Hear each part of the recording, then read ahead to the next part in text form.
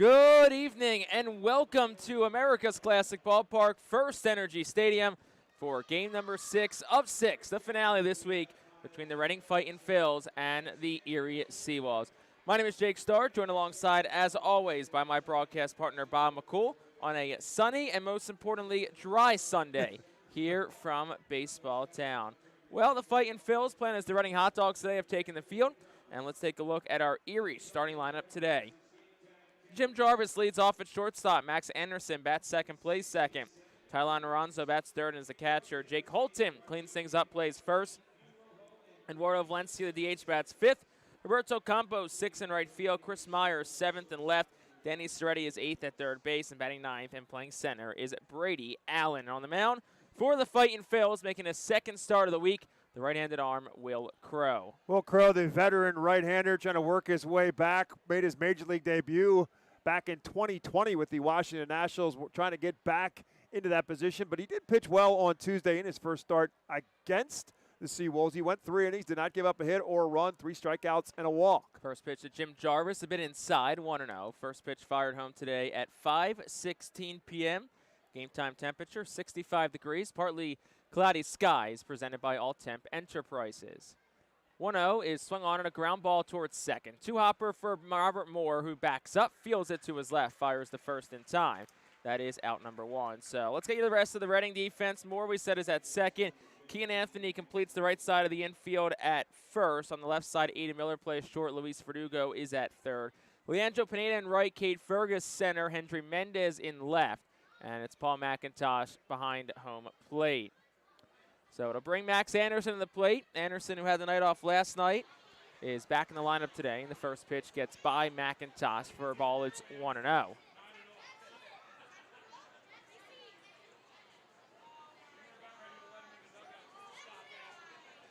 Anderson, best hitter in the Eastern League by average, .339 this year. And the next pitch to him is down for a ball. It's 2 balls and no strikes.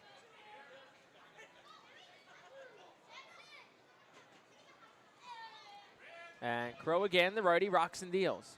Swing and a miss, it's 2-1. Good location there for Crowe, just on the outside corner and at the knees.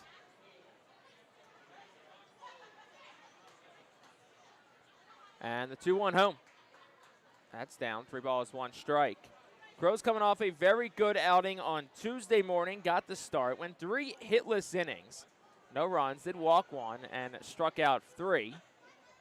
That was the first of 5 pitchers to pitch on Tuesday in a combined 1-0 shutout win against Erie. And the 3-1. Swinging a ground ball sharply hit third. Verdugo fields a step to his left, sets himself in the corner-to-corner throw, is in time for out number 2. And that'll bring Tylon Aranzo to the plate here in a scoreless first.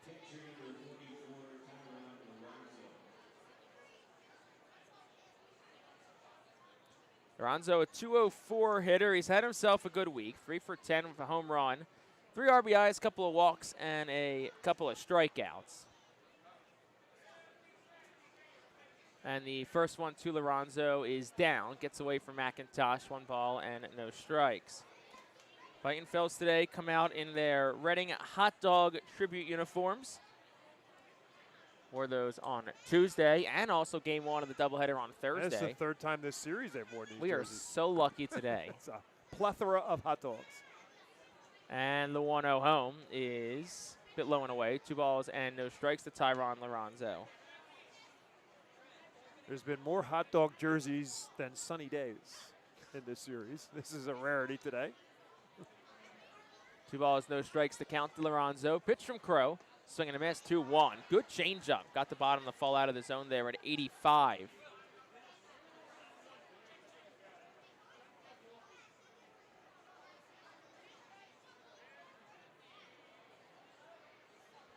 So 2-1 here to Aranzo.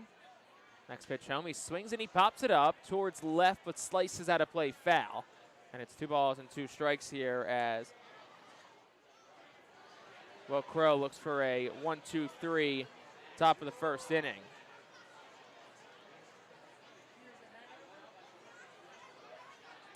Crowe, the righty, winds and deals. Swinging a ground ball foul down the first base line. It'll stay 2 balls and 2 strikes. Crowe signed with the Phillies prior to last week's series at Portland, May the 20th. He signed with the Phils and was assigned to Reading. Spent last year pitching in Korea, made just 8 appearances early in the year before missing the rest of the season. And the 2-2 home again. That's down, bounces away from McIntosh, 3-2. No runners on, but it's second or third ball that's already gotten away from McIntosh in this first inning. No, it's a valid point because obviously this is a SeaWolves team that's been extremely good hitting throughout the season, and this series no different. So you run that risk when runners get on base.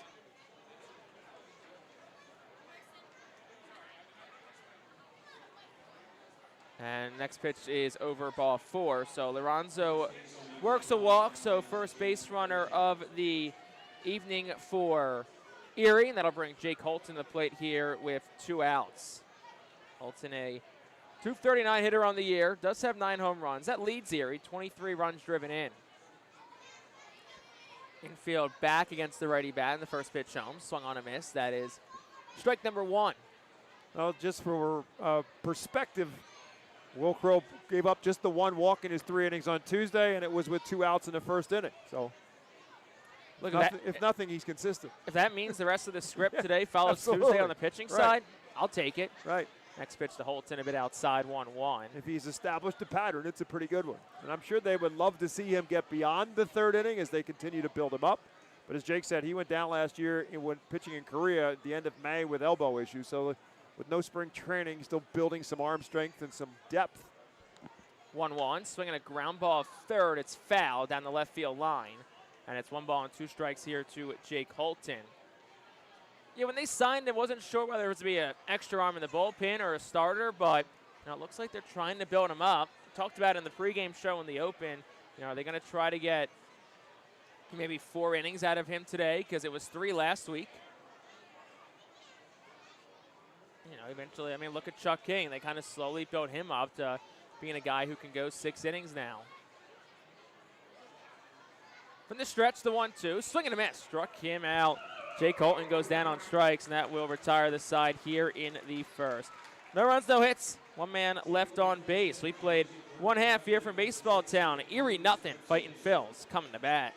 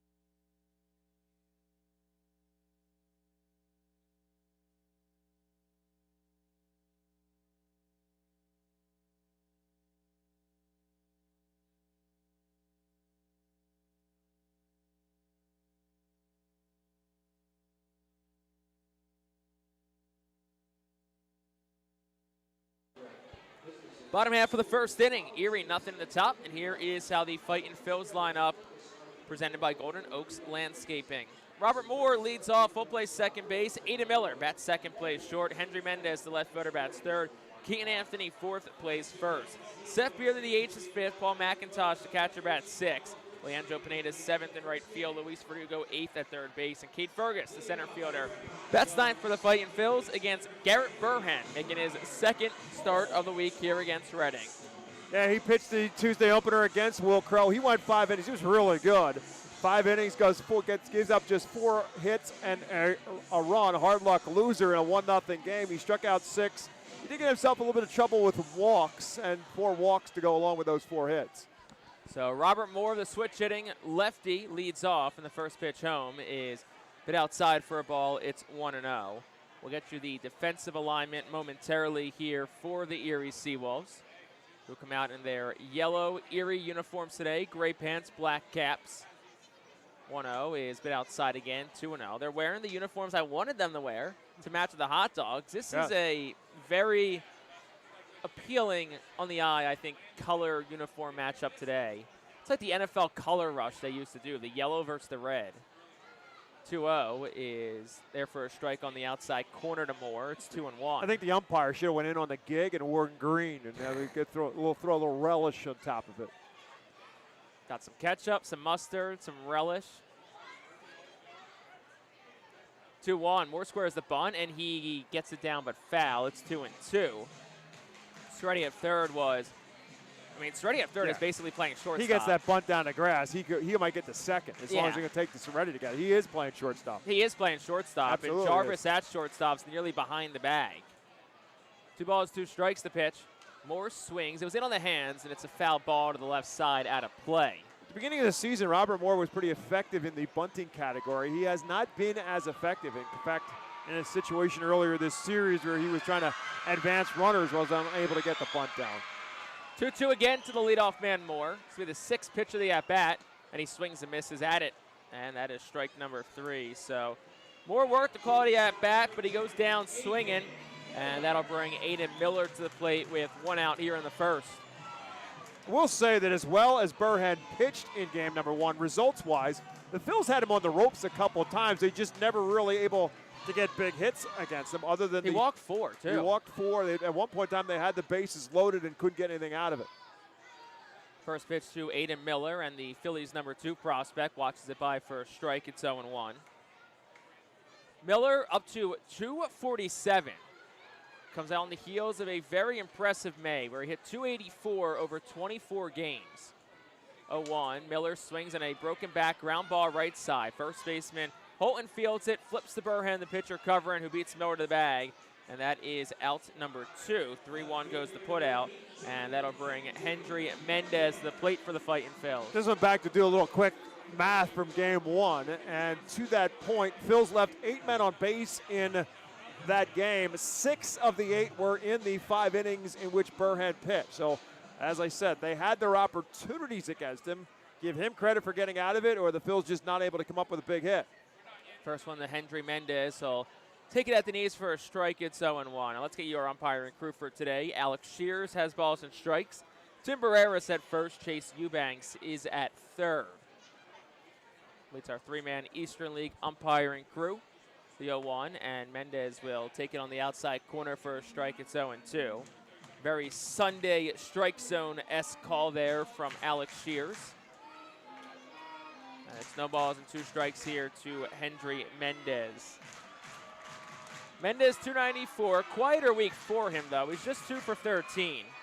One of those 2 being a double. He's driven in a couple. And the 0-2, Mendez swings in a ground ball foul, where Michael Jones will make a nice play in the first base coach's box, and he'll walk it over and flip it into the Savage dugout suite. Stays 0-2 to Hendry Mendez. 11 pitches in this first inning for Garrett Burhen, looking to send the Fightins down in order. The 0-2 is down and away, 1 ball and 2 strikes.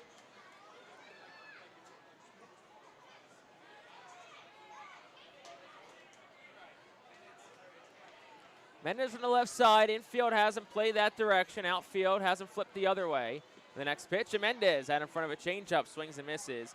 And that is strike number 3. Well, the Fightin Phils go down in order in the home half of the first inning. We've played 1 full, on to the second, still tied at 0 apiece.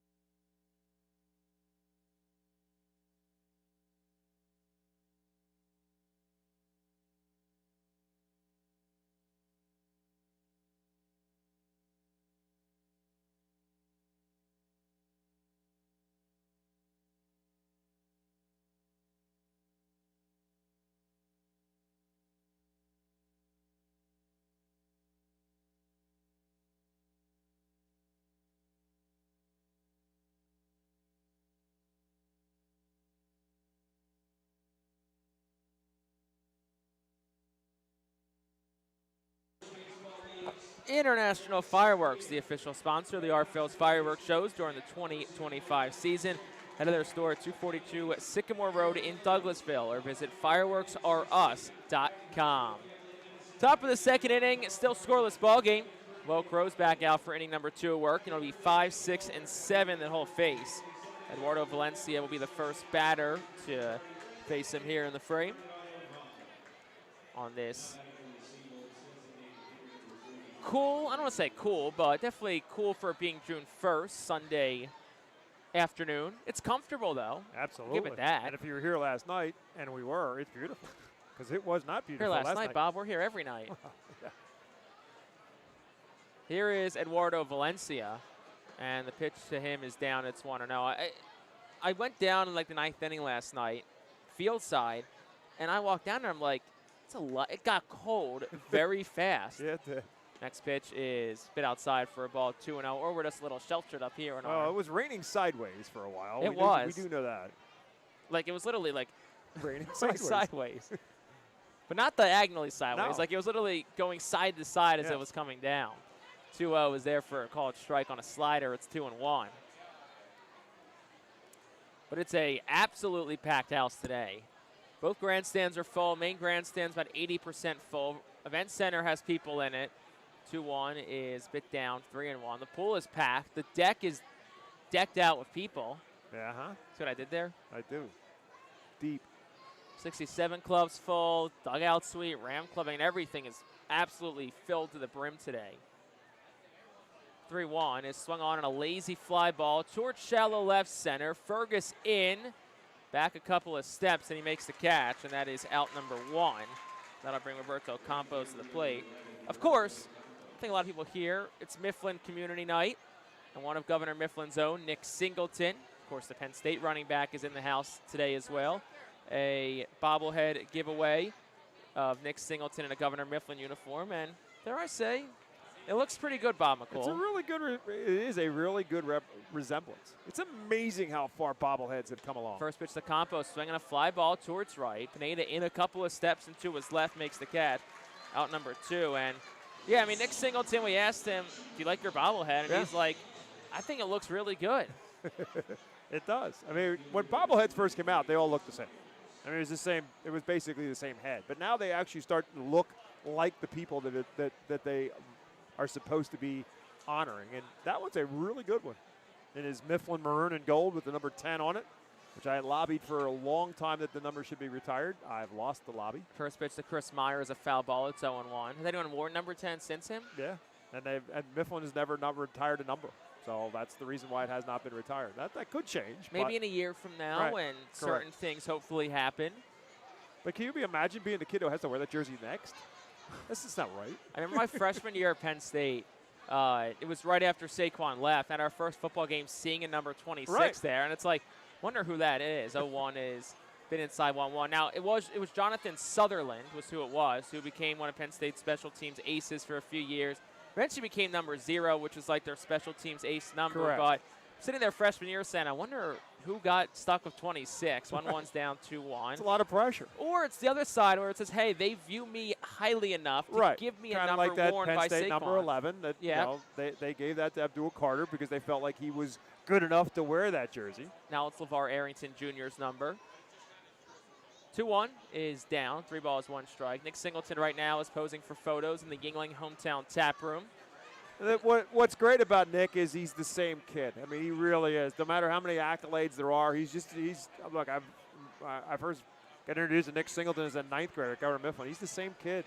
3-1 is swung on a ground ball towards second. Moore backs up on a 2-hopper, fields it with a backhand on the first in time, and that will retire the side here in the second. Will Crow makes easy work of the SeaWolves. 3 up, 3 down. We've played 1.5 on to the home half of the second. Still scoreless here on the Fightin' Phillies Radio Network.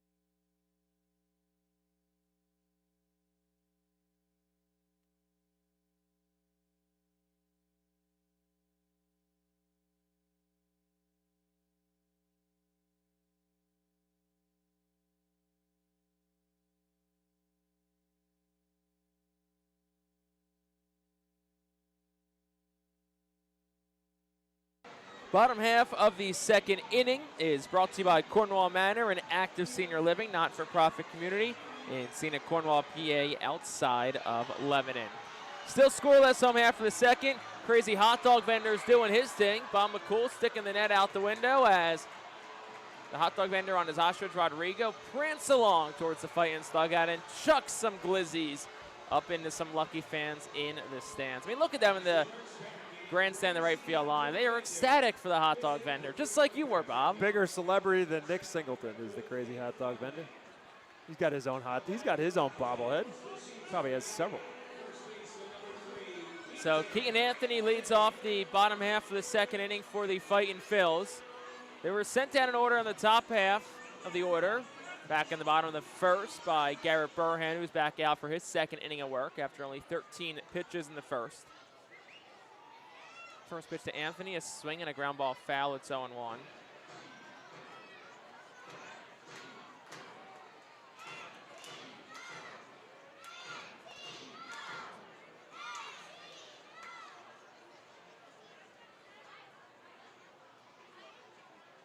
Anthony swings and a foul ball down the right field line.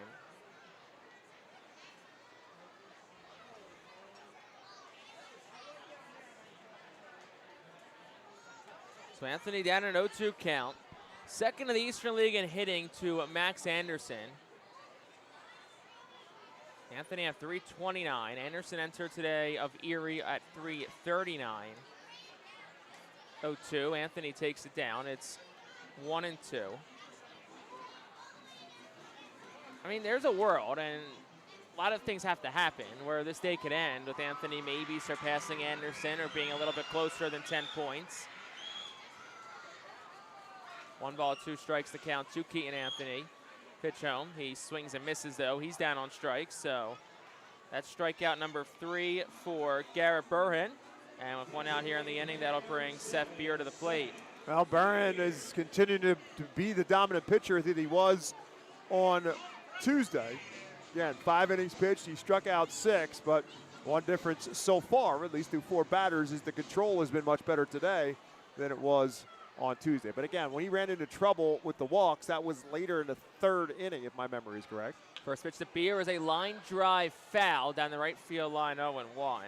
There's someone who needs that to land fair right now. It's Seth Beer. Yeah, they really need to get him on track, get his timing worked out somehow or another. I mean, again, it's never easier getting signed, playing independent baseball, and getting an opportunity. But obviously, this guy's got a ton of experience. And a ton of talent. And major league time as well. So it seems like it's inevitable, but. 0-1. Beer will take it inside. It's a ball and a strike. But he has to know there's a time element to this. And how long of a time element, how much longer are the Phils going to give him? Ball and a strike, and Burhan deals, and Beer swings and a hard hit ground ball second. Down to a knee, Anderson fields, flips the first in time. That's out number 2, and that'll bring Paul McIntosh to the plate for the Fightin' Phils. 5 up, 5 down so far for Garrett Burhan.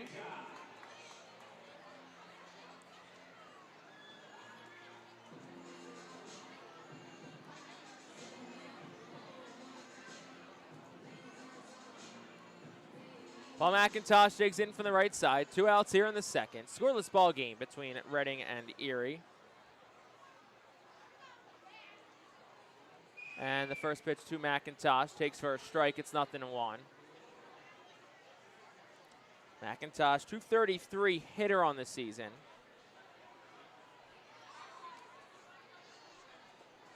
Two for 9 this week. 0-1, and he swings in a line drive through the middle, base hit. First of the day for the Fightin' Phils and for either side. And it's a 2-out base runner for the Fightin' Phils as Leandro Pineda comes to the plate. It's just a good piece of hitting there by Paul McIntosh as he gets his 3rd hit of the series. Doesn't try to do a whole lot with it, just takes it right back through the middle.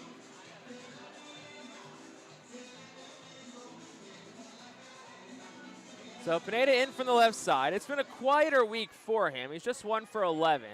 A double and 3 RBI. Does have a couple of sac flies.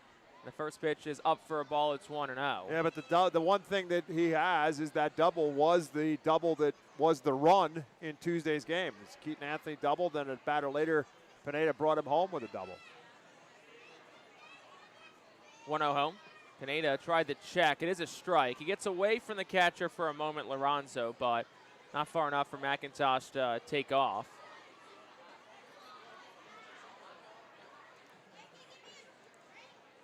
Pineda did have a strong month in May. He hit .292 over 25 games in May. That was after hitting just 104 in the month of April. 1-1 outside, 2 balls, 1 strike to the lefty bat. So he's got his average up to 201 currently.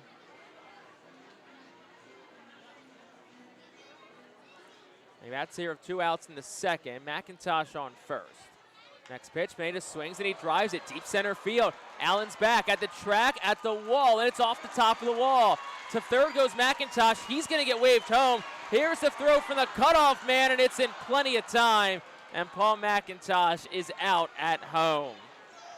So it's a double for Leandro Pineda. Does not get an RBI as McIntosh is thrown out, and that will retire the side here in the second. No runs, 2 hits, and 1 man left for the Fightin' Phils. We're through 2 here from Baseball Town. Erie and Reading still knotted up at 0 apiece.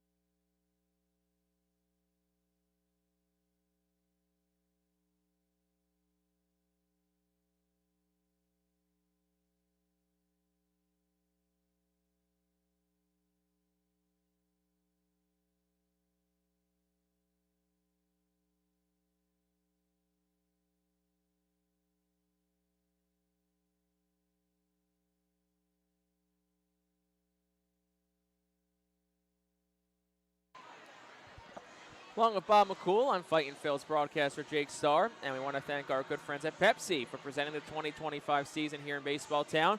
Go Fightin' Phil's and drink more Pepsi. Danny Soretti leads things off for Erie in this top half of the 3rd inning, 8-9-1. 2 up for the visitors as Will Crow's back out for inning number 3 of work. 29 pitches for Crow through 2 innings so far. And we'll see how big the leash is and what the pitch count number is on Will Crow today. Yeah, I think if he has another inning like he did in inning number 2, I think they'll probably give him a 4th. I think a lot of that will depend on how many pitches it takes him to get through the 3rd. He's at 29 right now. He's got the 8-hitter Danny Soretti to the plate, who's hitting .214 this year.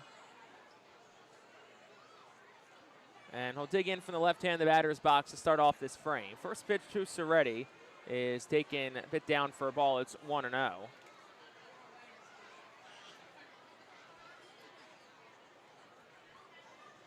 Soretti just his 2nd appearance this week. Next pitch a bit outside. It's 2-0. Just 1 for 3. Does have an RBI, a walk, and a couple of strikeouts in this series. And it's 2 balls and no strikes quickly to the left-handed bat, Soretti. 2-0 is bounced, scooped by McIntosh. It's 3-0. Was 39 pitches last time out for Will Crow. So you got to think it's 45 to 50 is the number today. 3 ball, no strike count. Pitch home. That is down ball 4. So 4-pitch walk issued by Will Crow. Second one he's issued today. Both Erie base runners have come via the walk. And that'll bring Brady Allen to the plate for the first time this week, the 9-hitter in the lineup. And again, that's what we're talking about when we talk about the effectiveness of Crow in this inning. And a walk and a 4-pitch walk is not the way to ensure yourself an opportunity to get into the fourth inning. Here's Allen. First pitch to him is there for a strike. It's 0-1. Allen was just activated off the development list yesterday when Ben Malgeri was placed on the 7-day injured list prior to Saturday night's ball game. And before the 0-1, they'll take a look back at Danny Soretti at first. He dives back in safely. No stolen bases this year for Soretti, nor any attempts. And we've documented it throughout the week. This is an Erie team that does not run. Just 25 stolen base attempts on the season. Just 12 successful, 48%. Next pitch is there for a strike. It's 0-2. The amount of attempts Erie has is 25. The team with the next lowest total stolen bases in the Eastern League is greater than 25, if that makes sense. 0-2 the count here to Brady Allen. Pitch home. Is swung on a ground ball third. Verdugo has quick transfer to second for one. Relay to first from Moore is a bit high, so it'll be a 5-4 fielder's choice. Soretti cut off at second. And there's one out of the inning for Jim Jarvis in the top of the lineup.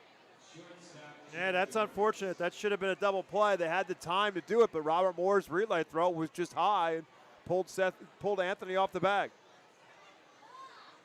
So yeah, the team with the second lowest stolen base in the Eastern League is Richmond at 34.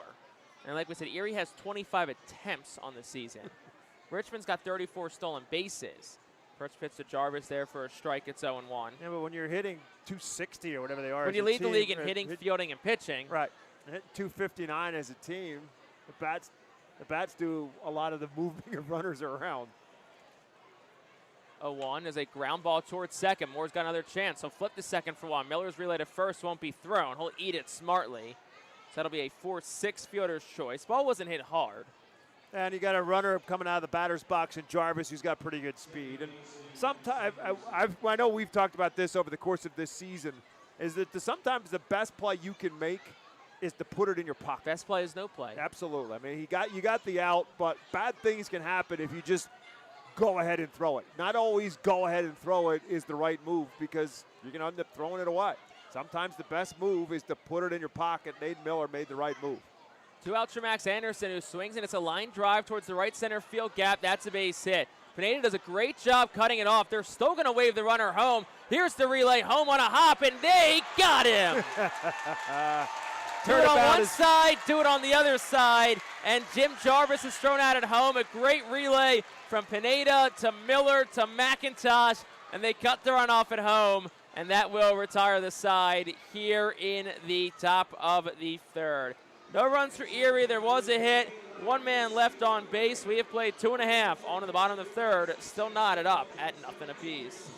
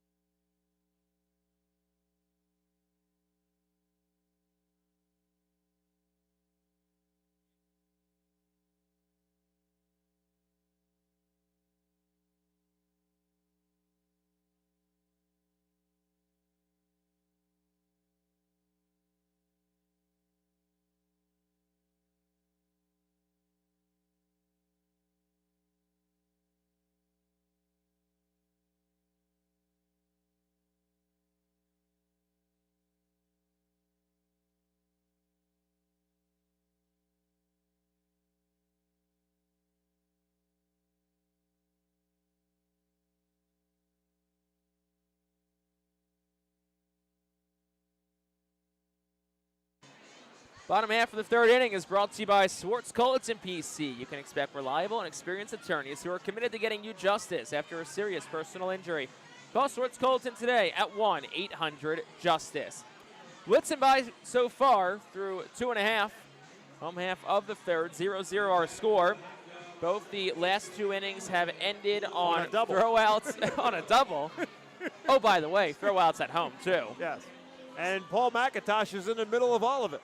Not only on the receiving end of the one, but on the receiving end of the other. He was tagged out at home, and then he is a tag out at home. But ultimately, to your point at the end of the inning, Pineda, I'm not sure if he made the right call or if he made the wrong call, but in the end he made the right call by throwing it. I think his cutoff man was Robert Moore, but he threw it to Aiden Miller, and Aiden Miller threw a one-hopper to Paul McIntosh, and he made the stab and he made the tag in plenty of time to get a guy who can run in Jim Jarvis. So in the end, was well executed by the Phils.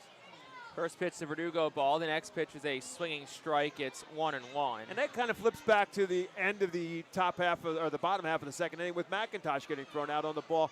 It's a gamble by Al Badrique. Sometimes you just have to make the defense make a play. They make the play, he's out. They don't make the play, he's safe. 1-1, Verdugo swings, hits one in the air, shallow right center. Campos, the right fielder, is in. He'll make the catch. That is out number 1, and that'll bring Cade Fergus to the plate.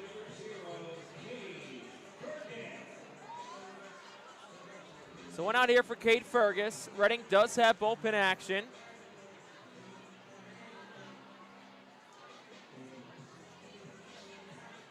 It's Gunnar Mayer, the righty, who's up and throwing. So it does look like Will Crow's day is done. And it's another efficient one at that. Of course, with the help of some defense. First one to Fergus is down for a ball. It's 1-0. Fergus, a 159 hitter on the season. Does have 3 home runs. One of them came earlier this week, and he's driven in 7. 1-0 is inside, almost hit Fergus, who's currently tied for 4th in the Eastern League and hit by pitches with 6. Yeah, I noticed there's more armor on Cade Fergus than it was before. I don't remember him having that elbow guard on that he now has, and unfortunately Bryce Harper didn't have one. I'm going to say, you watch what happened to Bryce Harper. Next pitch to Fergus is been inside to, 3-0 now.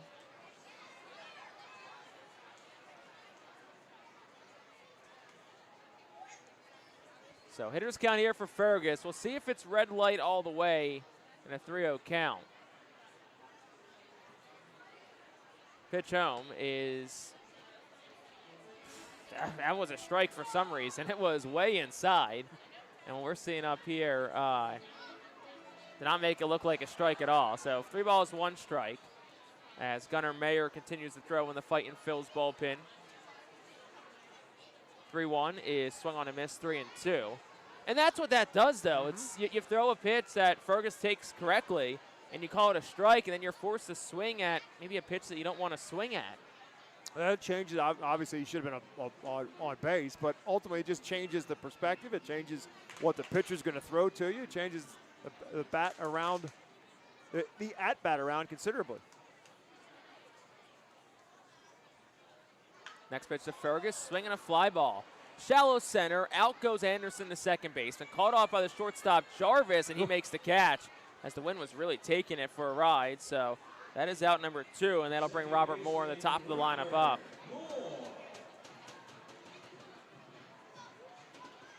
Well, we've seen both Jim Jarvis and Trey Cruz at shortstop for Erie this week, and they both play the position really well. They cover a lot of ground. They do indeed. Jarvis has great range on the ground. Trey Cruz is just a great athlete, a great ball player, and does so many things well, but they can use him in a variety of positions, and they have. So here is Robert Moore from the left side. First pitch to Moore is swung on and missed. It's 0-1. Moore 0 for 1 in today's game. He struck out swinging. Today is and I don't want to spoil the This Day in Baseball Town history update, but give a little bit of it here in a second. 0-1, Moore swinging a ground ball foul. Today's the 1-year anniversary of one of the best games that Robert Moore has ever played in his professional career. June 1st of last year at Hartford, he had 2 home runs, including a grand slam, scored 2 runs, had 5 RBI, and stole 2 bases. Think that with April 15th against Binghamton, 3 runs, 2 home runs, 5 RBI. Probably 2 best games he's ever played. 0-2, Moore swings, fouls it straight back. It stays 0-2. 2 outs, bottom 3, still a scoreless ball game.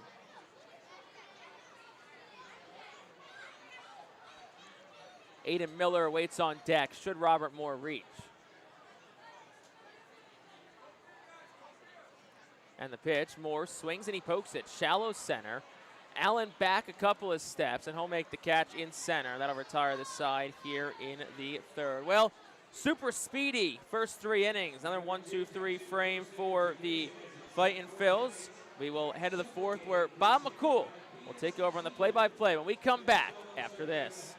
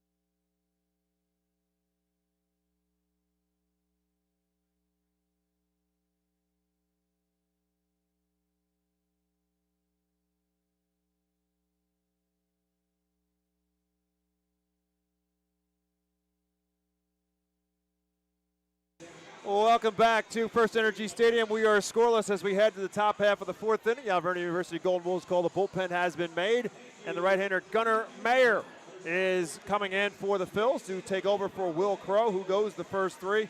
Mayer making his 14th appearance of this season. He's 1-2 with a 5.74 earned run average, 15 2/3 innings pitched, 12 hits. He has given up 10 earned runs, 20 strikeouts, and 12 walks. And I'm joined in the booth by a man who is partially responsible for the giveaway today, the bobblehead giveaway, and that is the Nick Singleton bobblehead. And I say partially responsible because Ron Klee Funeral Home is the sponsor of it. I mean, I'm giving Singleton a little bit of credit, Ron, because he is, after all, the model behind the bobblehead. He deserves all the credit. I was just happy to do it. What a great local person. Had a tremendous career at Governor Mifflin and doing amazing at Penn State, and he's going to go far, and I just couldn't be happier to do it. He comes from a great family. He sure has. Tyron Lorenzo leads it off for the SeaWolves here. Again, we're scoreless in the top half of the fourth inning, and he fouls one out of play. It's no balls and 2 strikes to Lorenzo, who walked his first time up. But again, first of all, the bobblehead, I talked about this before. Bobbleheads, once upon a time, everybody looked the same. But now, I mean, they have gotten so much better. And I'm telling you, I mean, Nick, we asked Nick about it. He thought it's pretty. That's a great replica of Nick Singleton. Sure it really is. It really is, yep. And it's great to have your name on the bottom of it, too, isn't it, Ron? Yeah. Let's talk about that. You've been a part of the Shillington community. First of all, the notes I got, I did a double take because it's 1992. I can't believe it's been 1992 since you took over the funeral home. You are a landmark in the Shillington community. You've been a landmark, and that building has been a landmark on Lancaster Avenue in Shillington forever, and you've had it now for over 30 years. It's been a funeral home since 1936. Wow, that's even older than me. The original funeral home was in Moulton, and then somewhere they kept that one and opened up where Signs and More and 24 was. That was the funeral home until they built this one, and then they closed them both, and this is the only one they've had since 1936. And so you've been a part of the community since the early 1990s, and it's become your home, your family's home. As well. You bet. I've raised 3 children there and put them all through the Governor Mifflin School District, and I couldn't be happier with it. Right now, Jake Holton is at the plate after Lorenzo is retired, so 1 out here in the top half of the fourth inning. Holton struck out his first time up. No balls and 2 strikes. He swings and misses, and he goes down swinging again. So a different pitcher for Jake Holton, but the same result as he strikes out for out number 2 here in the fourth inning. But what was I mean, obviously the idea is that when they come to you, the Reading Phillies come to you and say, hey, we'd like you to be a part of a sponsorship of Nick Singleton, you're probably like, okay, where do I sign? But what was the right reason for you to want to be a part of all of this with the Fightin' Phils? Well, it's a funny story because someone came to me before Nick Singleton for the same day to sponsor, and then this fine gentleman standing with us here in the box came to me with this Nick Singleton, and I jumped all over him.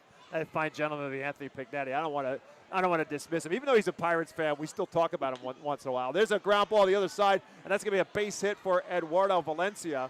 So a 2-out single for Valencia, and the second hit of the ball game for, actually the second hit of the ball game for the SeaWolves, and that'll bring up Roberto Campos.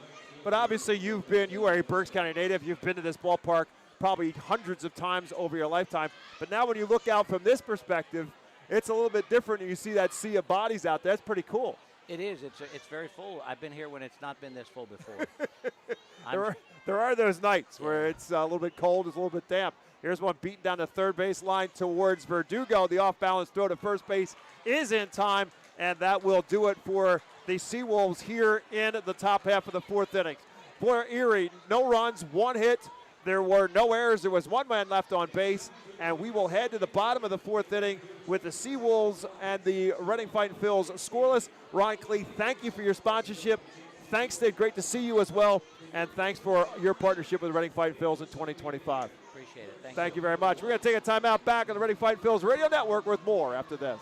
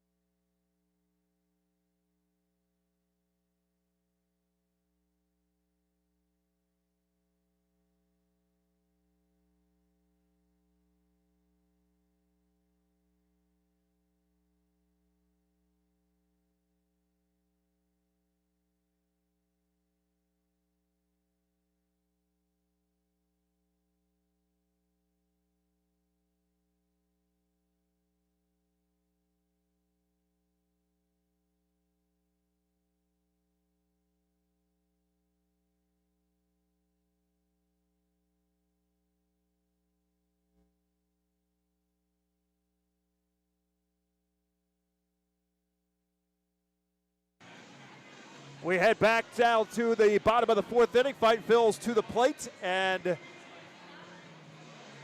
Garrett Burhead still doing his thing on the mound. Again, no runs, 2 hits, no errors for the Erie SeaWolves. No runs, 2 hits, and no errors for the Fightin Phillies. And Aiden Miller will lead it off for Reading here in the bottom half of the fourth inning. Miller grounded out to the first baseman, Jake Holton, with help from Burhead to hit in his first plate appearance. Miller 7 for 20 now in this series.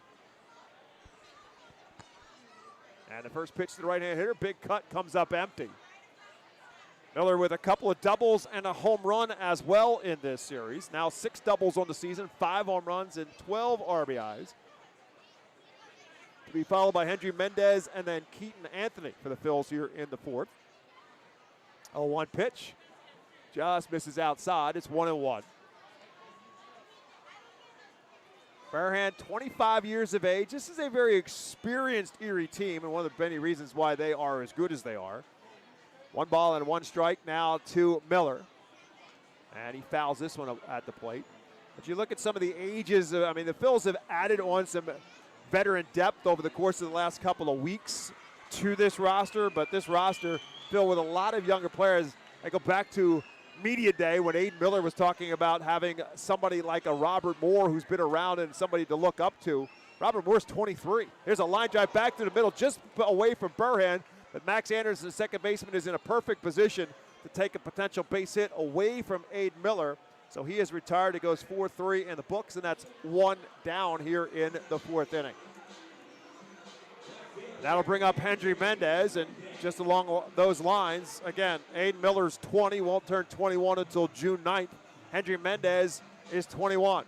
So that's a couple of the guys who are the heart and soul of this baseball team, who are still very young in their baseball lives, in addition to they're just in their lives in general. Hendry Mendez takes one for a called strike. I mean, if you think about it, we're honoring Nick Singleton today as a hometown hero. He's older than they are. I mean, Nick Singleton graduated from high school in 2022. Maybe a fourth-year senior at Penn State, as Mendez lifts this one into shallow center field. Brady Allen barely has to move for out number 2 here in the fourth. And that'll bring up Keaton Anthony. Anthony, a strikeout victim his first time up. Jake said a little bit of an extra motivation perhaps for Anthony, although I doubt he's thinking about it. But he's at 329 coming into this game. Max Anderson, who leads the league in hitting for the SeaWolves, at 339. Anderson doubled his last time up, so he's 1 for 2. Anthony 0 for 1. Does have 7 hits in this series and takes the first pitch up high for a ball. Anthony 7 for 19 now after striking out in the second, but he's got 3 more doubles now to his total and 4 RBIs. 19 doubles on the season, 24 RBIs, which is team high. 1-0 pitch, big swing, no contact for Keaton Anthony, and it's 1-1.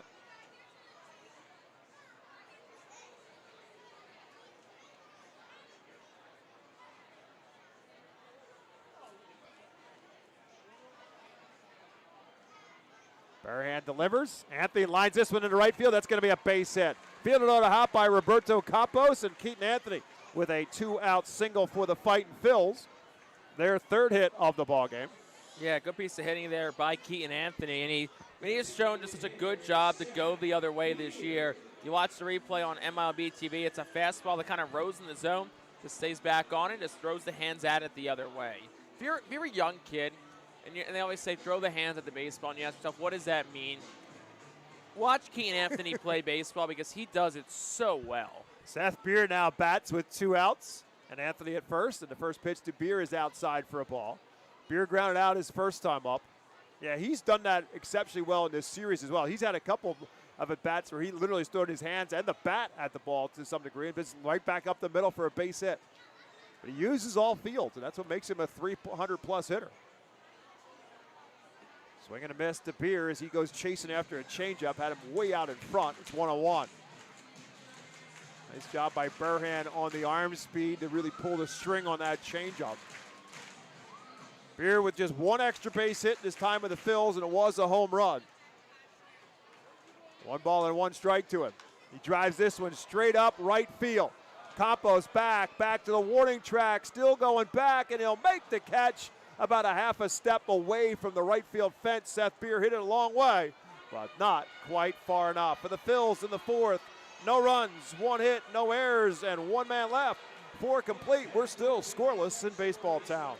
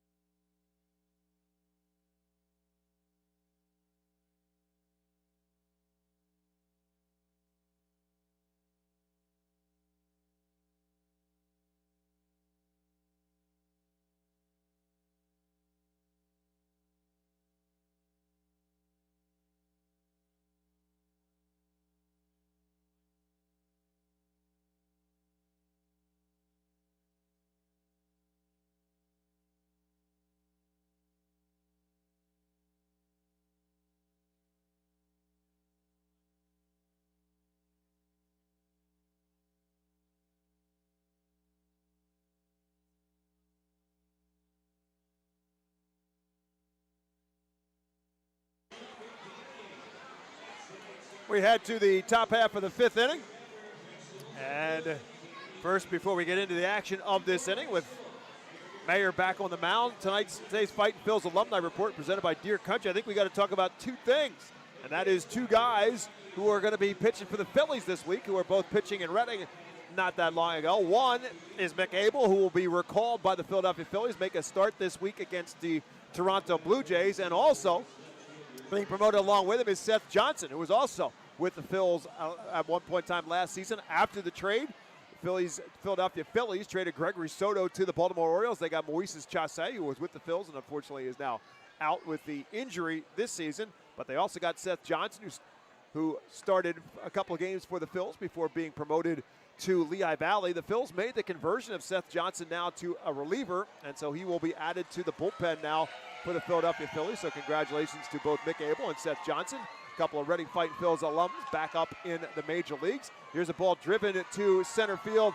and off the bat of Chris Myers, Cade Fergus will go back right into the triangle and straightaway center field and make the catch for out number 1 here in the 5th. Yeah, and I like that decision to move Johnson to reliever because he never was a deep into games guy. I know he had some injury issues throughout his career, so he's always a 4 or 5 inning guy. And now, one thing you do, tell a guy, hey, you're going to go pitch 1 inning at a time. Just go back and rear it. And I think that Johnson got up to 99 at times. So, see if he can be an upper 90s piece of that bullpen that desperately needs the help. Danny Soretti now bats, and the first pitch, the left-hand hitter, switch hitter, is batting left-handed against Mayer, is up, ball 1. Of course, that bullpen, they just designated for Simon Jose Ruiz.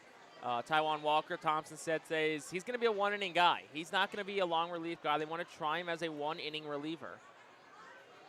In addition, we talked about this a little bit last night about starters versus relievers and guys with multiple pitches. That as a starter, you need at least 3, if not 4 pitches. And I was just reading an article this morning about Seth Johnson. This is before the promotion. This was about at the time when he was getting converted to the bullpen. And the thought was, he said, I've just had a tough time being able to develop that 3rd pitch. The fastball and the slider he had, they wanted him to develop a 3rd pitch, and he just really wasn't able to find that 3rd pitch. This is another ball lifted up and out of play to Soretti. It's 3 balls and 1 strike now to Soretti. But that's the other thought process, twofold. To your point about the velocity, they felt with 2 pitches, he can do 2 pitches. As a reliever, 2 pitches is enough if you've got 2 good pitches. And now they also feel as if, and it's come true to Jake's point, that only having to come in and throw an inning, you can throw with a little bit more velocity. As a starter, sometimes you got to save a little bit in the gun. You don't have to do that as a 1-inning spot as a reliever. So the velocity for Seth Johnson's up a couple ticks, and good for him. 3 balls and 2 strikes now to Soretti as he fouls this one straight back.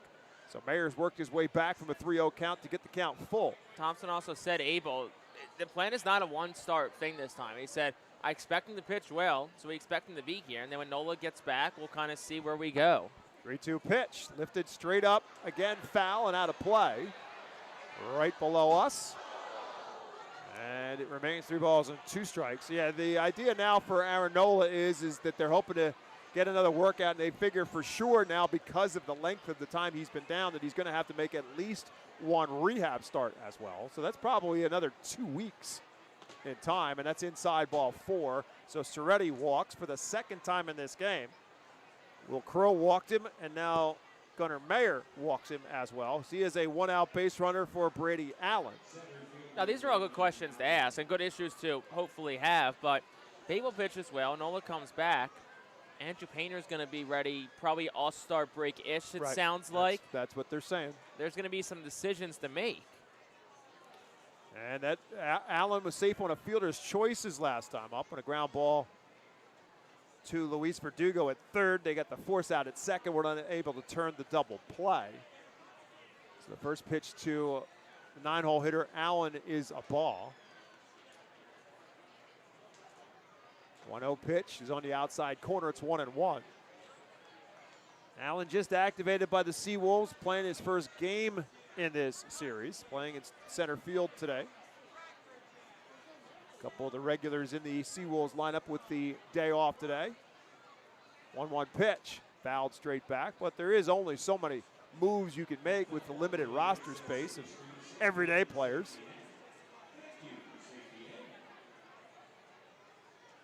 1 ball and 2 strikes now after the foul ball to Brady Allen.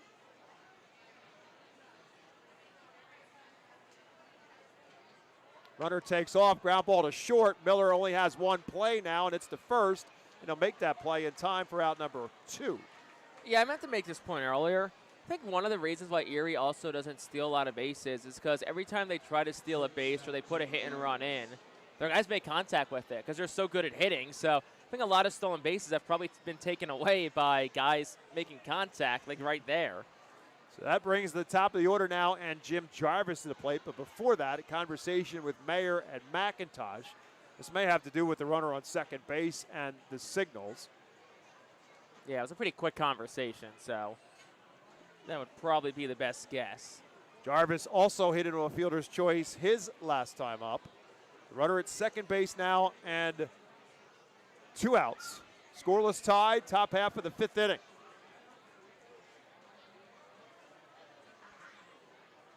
And a pitch hit him. Got Jarvis on the back foot. So he is now a base runner. I think that's the first time anybody's had 2 runners on base in today's game.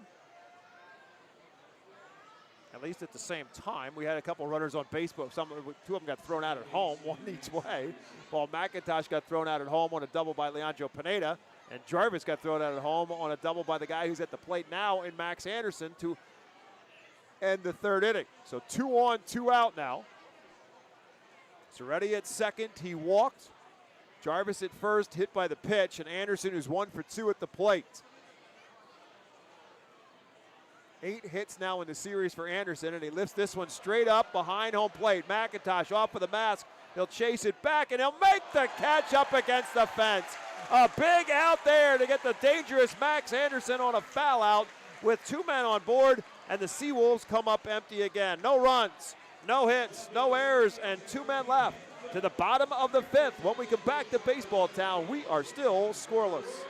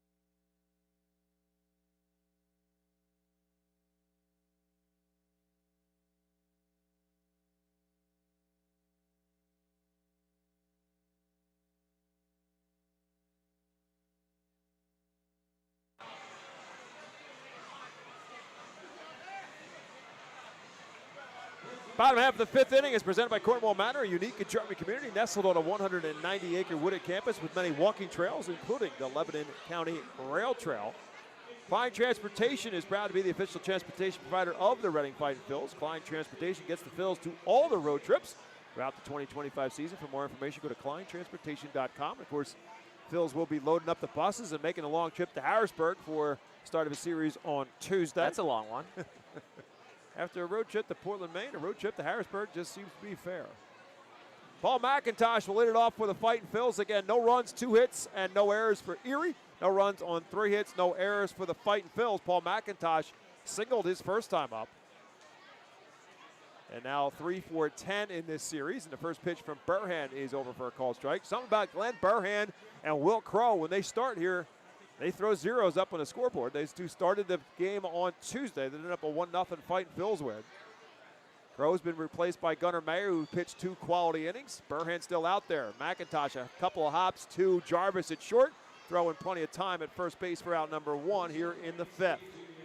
And that was just pitch number 54 from Garrett Burhan, so he still has plenty of pitches probably still in the tank. Well, one guy who's happy he's still in is Leandro Pineda. Pineda had the double that drove in the only run in the ballgame on Tuesday, and he had a double his last time up, but unfortunately for the Fightin' Phils, the relay ultimately was able to throw Paul McIntosh out at home and keep the game scoreless. This time, Pineda swings at the first pitch and fouls it out of play. So Leandro Pineda's got 2 hits in this series, and they're both against Garrett Burhan. Burhan threw 74 pitches Tuesday. Season high is 90. Did that a couple of weeks ago. The 0-1 pitch on a hop, right side, backhanded by Holton. He needs Burhan to cover, and will in time. A nice play by the SeaWolves to get the out, and number 2 here in the 5th. Yeah, good play there by Holton. It's that in-between area where you don't know if you're going to underhand it or overhand it. He goes the overhand throw, and he fires a strike to Burhan, covering the bag. I mean, teams practice that at least once or twice a week, and it's good to see when that practice kind of pays off there. That'll bring Luis Verdugo to the plate. Verdugo flew out to right field his first time up. And that's up and in for a ball.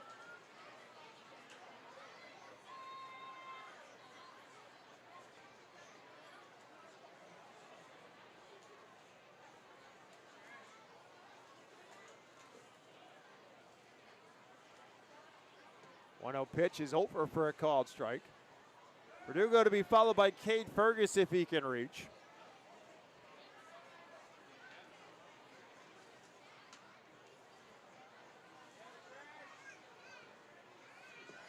And it's down low again. It's 2-1.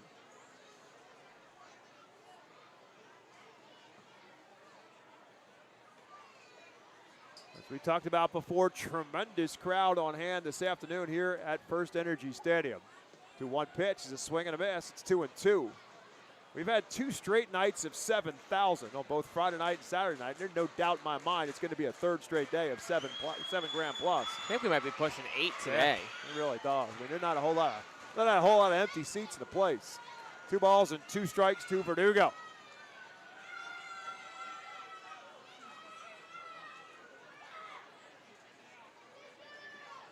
And that's low ball 3, so Verdugo works the count full. And by the way, the Phils will be back home a week from Tuesday for 2 straight home series. And that first home series, I mean, if you don't want to come out to the stadium that week, I don't know when you want to come out. There's all kinds of stuff going on that week. Loaded week. 3 balls and 2 strikes to Verdugo. Fouled out of play. Stays 3 balls and 2 strikes. You got fireworks, of course, as usual. We got Hall of Fame night, another bobblehead giveaway. Tuesday T-shirt, Wednesday Hershey Park tickets. That's a really cool deal. The kids get a Hershey Park pass. You come get a ticket to the Reading Phillies, you get a pass to Hershey Park. I got news for you. That's ball 4. The pass to Hershey Park, no offense to the Reading Fightin' Phils, it costs a lot more than the ticket to the Reading Phillies. That's a pretty good deal. I mean, summer's right around the corner. Even if it hasn't felt like it the last couple of days. Feels more like early spring, but school's almost done, so you're looking for something to do this summer. Well, I mean, taking to a Fightin' Phils game, but also a trip to Hershey Park. Yeah, that's a win-win. So with Verdugo working the 2-out walk, Cade Fergus now will bat. Fergus with an infield fly out his first time up. Good lead off of first by Verdugo. Doesn't go anywhere in the first pitch, and Fergus takes it for a called strike. Let's see if Al Padrique might be thinking about getting his runners moving a little bit, try to generate some kind of offense here against Burhan. With 2 outs here in the bottom of the 5th. No movement and a swing and a miss. It's no balls and 2 strikes now to Fergus. Verdugo does have a stolen base this year in 4 attempts. Now with 2 strikes, maybe not a bad time to go. Even if he gets thrown out, Fergus leads off the next inning with a clean slate. Nope, not going here, and he does swing and a miss, and Fergus goes down swinging, and the Phils go down as well here in the 5th. No runs, no hits, no errors, and 1 man left, 5 complete. Phils and SeaWolves are still scoreless.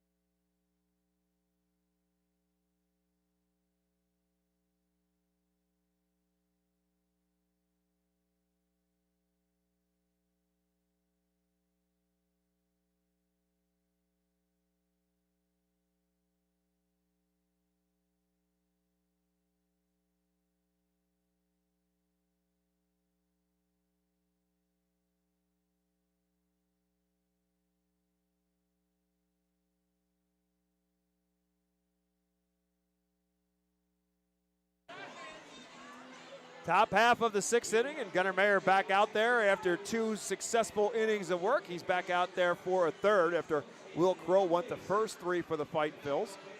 Mayer this inning will face the middle of the lineup for the SeaWolves. That's Tyron Lorenzo, Jake Holton, and Eduardo Lorenzo Valencia. 3, 4, and 5 in the SeaWolves lineup.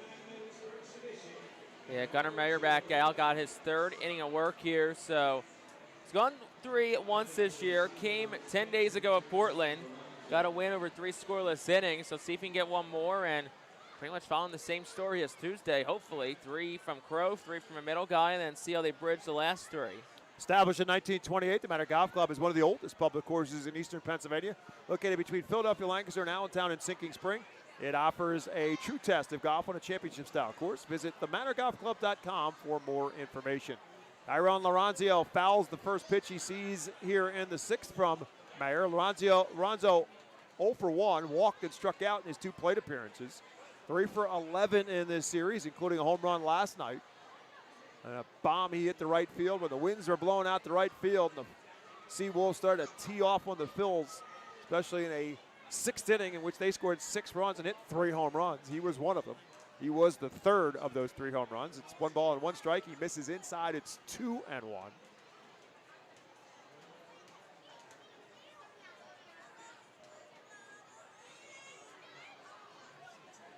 Takes this one and well inside. It's now 3 and 1.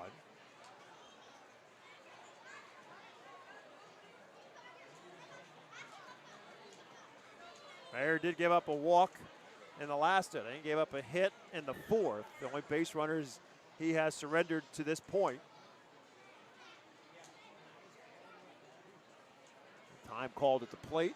Mayer now delivers 3-1. This one's drilled into right field. Pineda will jog. It won't matter as Lorenzo has struck again a long home run to straightaway right field. And the SeaWolves take the first lead of the ball game, 1-0. Yeah, Erie has drawn first blood once again and a long home run from Tyron Lorenzo. That's his 6th of the season. As Gunnar Mayer was a fastball, was inside, a good bit, and Lorenzo did a great job of just kind of getting around on it. 2nd home run of the week for Tyron Lorenzo, and as we said, number 6 this season for him. So that will bring to the plate Jake Holton. Holton 0 for 2 with a couple of strikeouts. And takes the first pitch from him for a ball. So it's been a rough series for Holton. He's now 1 for 16 in this series. And the 1-0 pitch is over for a called strike 1.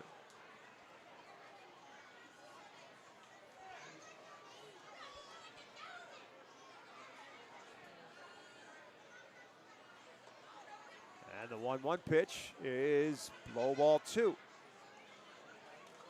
So 2 balls and 1 strike to Holton. Run across, no outs in the 6th inning.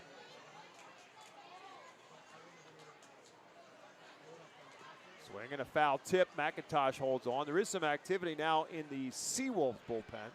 It looks like it's starting to get some action now in the Fightin Phillies bullpen as well. Yeah, Andrew Bechtold is throwing on the Reading side. 2-2 pitch. Gets away. It's 3-2. Troy Watson, the righty, is throwing for Erie. So I wonder if that's going to be it for Garrett Burhan. He did pitch on Tuesday. Right. A lot of times, if the guy goes Tuesday, Sunday, they'll usually kind of be a little more cautious with how far he goes the second time in the week. It's true. It's usually a little bit of a shorter stint as he fouls this one away. It remains 2 balls and 2 strikes to Jake Holton. I mean, minor leagues have kind of adapted a lot of the college way of pitching once a week. And if you are the guy who pitches twice a week, you might not pitch as much the second time.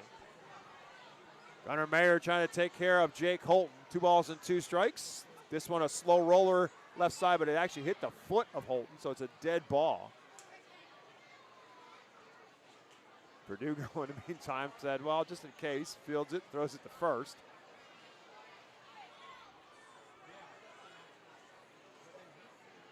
So it remains 2 balls and 2 strikes to Jake Holton. Quite a few Penn State Nick Singleton jerseys in the crowd today. Ball's outside. It's ball 4. So Holton works a walk. Here comes Al Padriques. They are going to get him here. So Gunnar Mayer cruised through the first 2 innings, but not able to get through the 3rd. And so the Alvernia University Golden Wolves call the bullpen will be made. And we'll tell you all about it when we come back after this.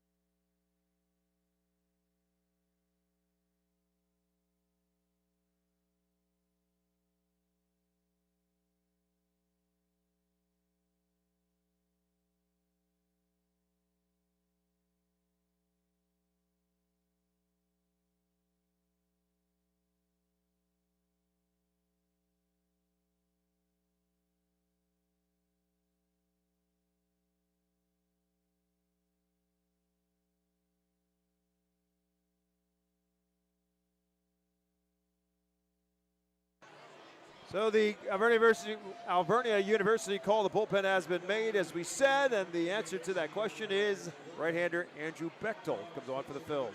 15th outing of the year for Bechtold. 0-2, a 4.30 ERA, 14 2/3 innings pitched, 15 strikeouts, 10 walks, and he's pitching well as of late. He's had a lot of run in his last 3 outings, along with 7 of his last 8 appearances too. So he comes into a situation with a man on first base and nobody out. Eduardo Valencia will be the first one to face him. Run across on the Lorenzo home run. Jake Holton then walked. That sent Gunnar Mayer to the showers. And now Bechtold will try to come in and work out of this little mini jam here in the 6th. First pitch. Swing and a miss. Valencia 1 for 2 on today, singled his last time up.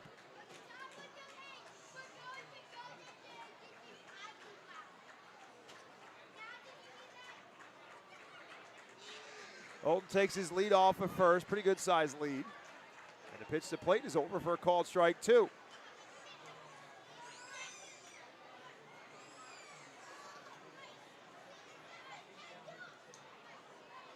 Bechtold, the 29-year-old right-hander. Wired by the Phils as a minor league free agent in the offseason. Rolls this one towards second. Robert Moore backs up. Flips to Miller for 1. Pirouettes and cannot get the throw off, but the out is recorded at second base on the force out. So it goes as a fielder's choice from Moore to Miller for the force out. Yeah, a bit of a tough play to try and get two there. Miller took the spin to try and just get himself on line with first, but ball kind of comes free. So you'll get the lead runner. See if you can get another ground ball here. That'll bring up Campos, that little in-between hop that really cost Robert Moore a chance to make that double play turn a little smoother. Campos 0 for 2 on the day. He swings and fouls the first pitch off.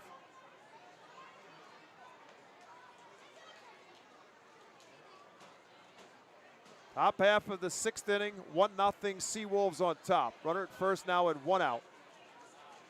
And an 0-1 pitch to Campos. It's fouled out of play. It's no balls and 2 strikes.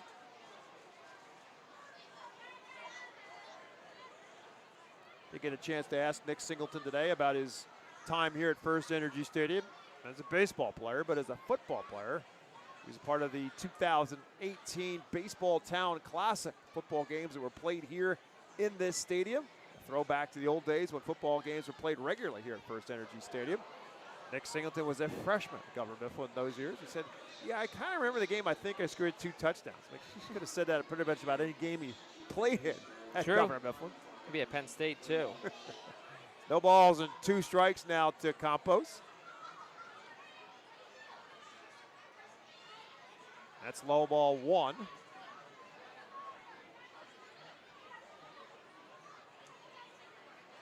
Campos with his 0 for 2 today is 3 for 19 in the series, but he does have 4 RBIs in the series. It's kind of been the tale of this SeaWolf team. They've got contributions from a lot of different people. 1-2 pitch. Outside, it's 2-2.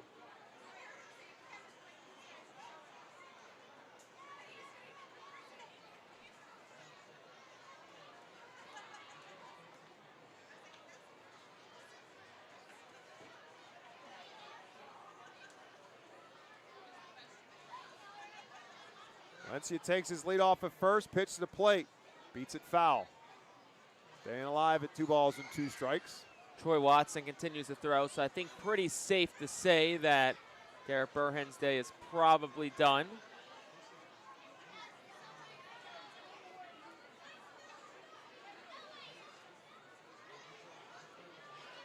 Bechtold takes a long look in, delivers his pitch. And just misses. It's 3-2. Just a bit low and away. So lots of 3-2 counts of late from the Phillies pitchers. Including right now to Roberto Campos. And it's low ball 4. Bounced it up there, so it's an easy take for Campos. And now 2 runners on base with 1 out. And it'll bring Chris Myers to the plate. As Myers comes to the plate, Jake, another quick Nick Singleton story, my last one, I promise. So Nick Singleton, freshman season, gets his first scholarship offer from Penn State. Penn State offers him after his freshman year. Plays his sophomore season. Over his 4 years, both Mick Vecchio, Jeff Lang were his coaches. Jeff Lang was his coach at the time. And after his sophomore season, as Bechtold's about to deliver his pitch to Chris Myers, it's low for a ball. After his sophomore season, another offer comes from Notre Dame. Notre Dame wants him as a running back. Penn State at that time, after his freshman year, wanted him as a linebacker. Oh, wow. And I said to Jeff Lang. Did he play linebacker at Mifflin? No. He did not. He did a little bit at times, but not until he was a senior and it was in the playoffs because they didn't want him to take the chance of getting hurt. Chris Myers swings at a pitch. It's 1-1. So I said to Jeff Lang before the first game before his junior season, I said, does Penn State still want him as a running back? And he said, they do. But they better wake up because that kid ain't playing running back. I'm sorry. You said before his junior season? Yeah, I said, does Penn State still want him as a linebacker? And he said, yeah, Penn State better wake up because that kid ain't playing linebacker. He wasn't wrong. 1 ball and 1 strike. And this one is low again. It's 2-1. And that was just that. I mean, again, they offered him as a freshman. And they were looking at him at that time. You know, he was 185 pounds as a freshman. And obviously he was a strong kid. Only got bigger and only got stronger. And actually got a lot faster. 2-1. Chris Myers takes that one for a called strike. It's 2-2. And that was really what set everybody apart. And I remember asking a couple of coaches his senior year, like, look, you've seen him now. I asked the Wilson coaches who saw him 4 times or more. I asked the extra coaches who saw him 4 times. I said, what is it about Singleton that separates him? He said it's the speed. He said he is that guy, and you've seen it now as a Penn State running back. Like, if you think you have a shot at him, you don't. If he gets through the first level, correct, it's game over. And that's exactly what it was. So imagine him as a high school football player, and that's what it was. Like, you think you have him, and then you don't. He was strong, and he was fast. 2 balls and 2 strikes to Myers. And that's down low. It's 3-2. So Bechtold struggling with the command right now. With 2 runners on and 1 out here in this top half of the 6th inning.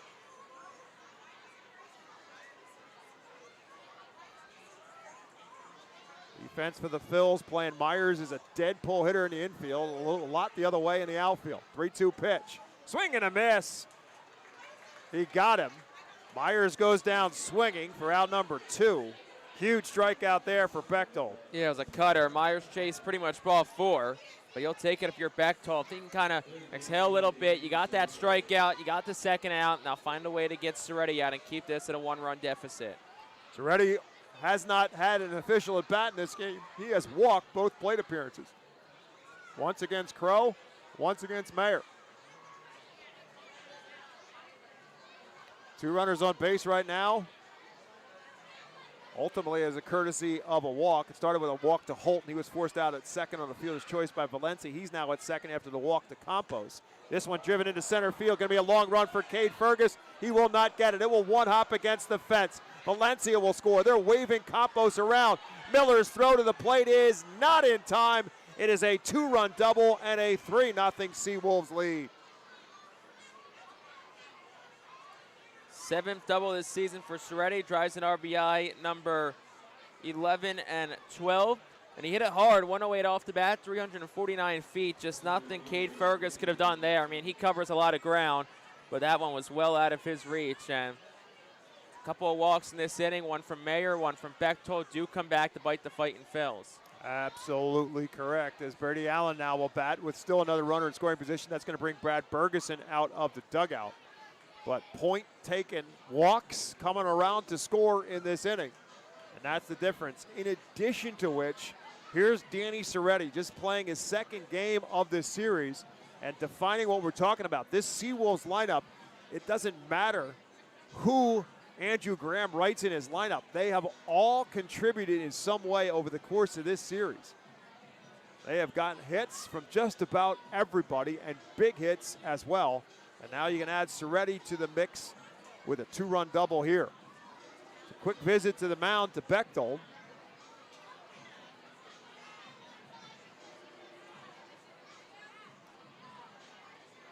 And so Brady Allen, who's 0 for 2 with a couple of infield ground outs, one on a fielder's choice, the other a ground out to Aiden Miller. So he grounded out twice, and he's 0 for 2 in the ball game. And the first pitch from Bechtold is there for a called strike.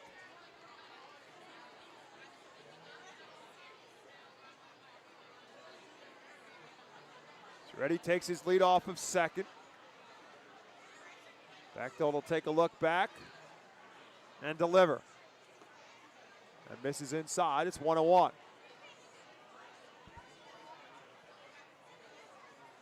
Bechtold originally drafted by the Minnesota Twins in the 5th round back in 2017. Last with the Blue Jays organization with New Hampshire last year as Brady Allen fouls that one straight back. Was trying to do both position player and pitcher at one time in his career. Last played as a position player in 2023 when he was with the Twins, playing at Double-A. He hit .257 with 8 home runs. 1 ball and 2 strikes, and he delivers. Fouls another one away as Allen stays alive.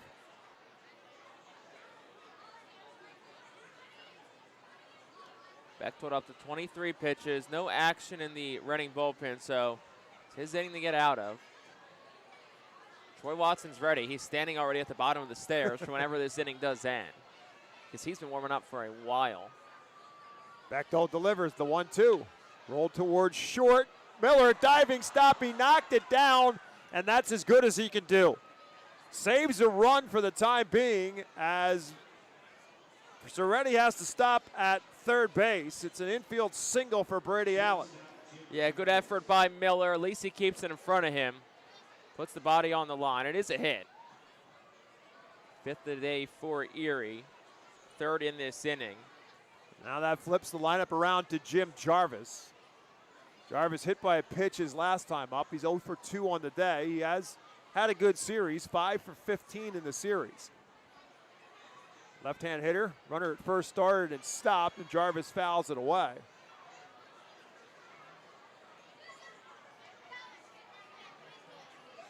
So it's a 3-0 game right now, and Bechtold doing his best to try to make this damage no worse than it already has. 3 runs in the inning for the SeaWolves. 0-1 pitch. On a hop towards the second baseman, Robert Moore. He'll make the play in time, and that does indeed end the inning for Erie. But they put 3 runs across, and they did it all on 3 hits. There were no errors, and there were 2 men left. We'll head to the bottom of the 6th. It's 3-0, SeaWolves on top.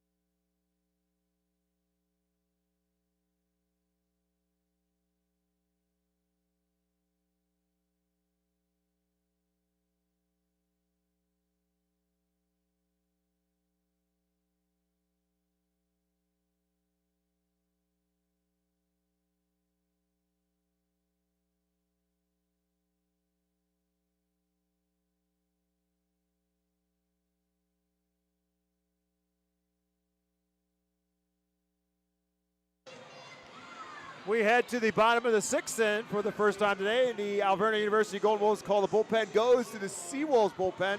They'll bring in right-hander Troy Watson. 15th appearance for Watson this year. He's 1-1, a 3.10 ERA.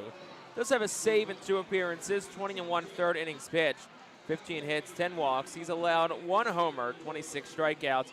Opposition hitting 197 against him. We mentioned this last night. It's Sunday. And this is the first appearance of the series for Troy Watson. How many guys they have in that bullpen? That's crazy. It really is. It's amazing. I guarantee you that we have never had that, where guys are making their first appearance on a Saturday night and a Sunday.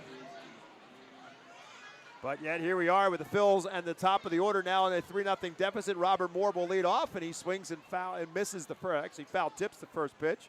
It's 0-1. Moore 0 for 2 so far on the day.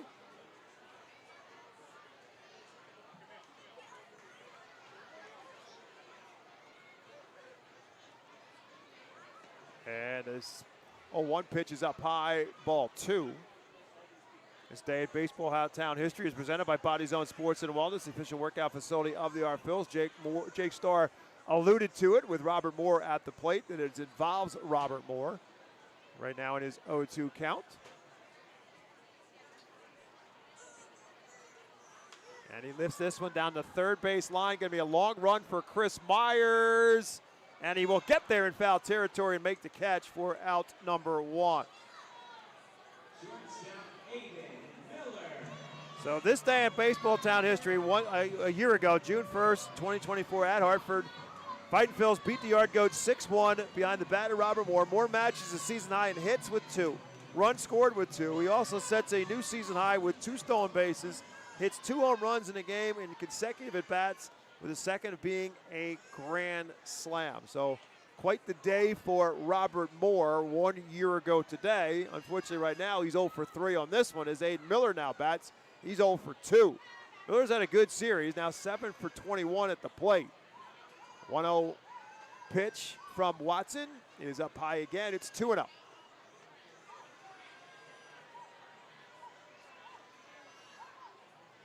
Miller to be followed by Hendry Mendez. Now, Padrique's not had a whole lot of activity so far out of his top 3 hitters. 2-0 now to Aiden Miller. That's over for a called strike 1.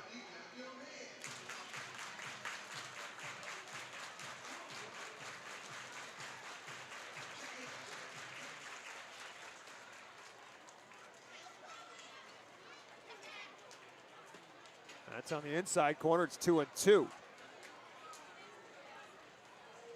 Infield plays Miller to pull. Outfield plays him the other way. Not a lot, but most definitely the other way. And Miller pulls one foul. Well foul. Well hit, but well foul. And I got to be honest with you, I'm still surprised when I see the defenses play Aiden Miller the way they do in the outfield. They play him well off the line. He is showing, I mean, he can go the other way, but he is predominantly on the pull side. It's 2-2. Fouls this one at the plate to stay alive. Bullpen action for the Fightin' Phils. Andrew Walling is up and throwing, so looks like he'll get the top of the 7th inning like he did on Tuesday.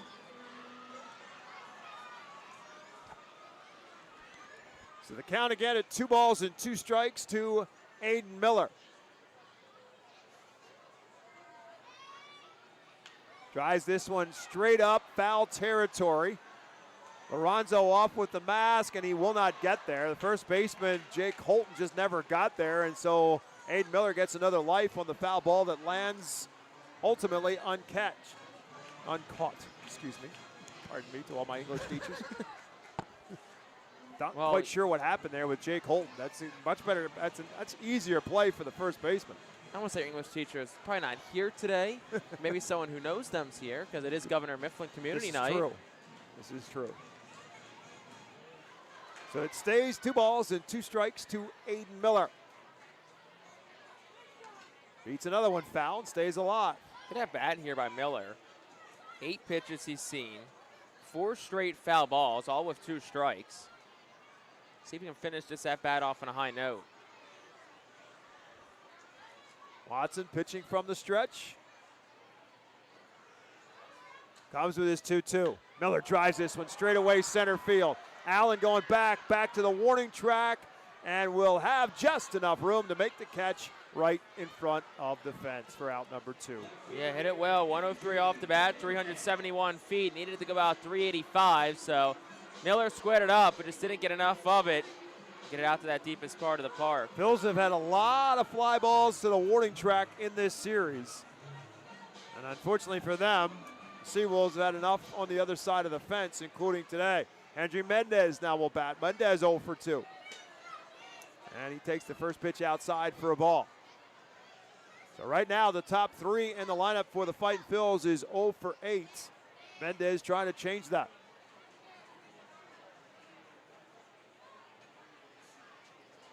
1-0 pitch. Misses inside. It's 2-0.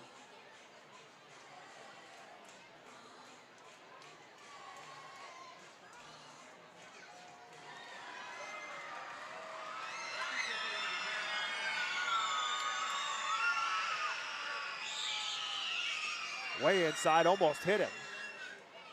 It's 3 balls and no strikes now to Hendry Mendez.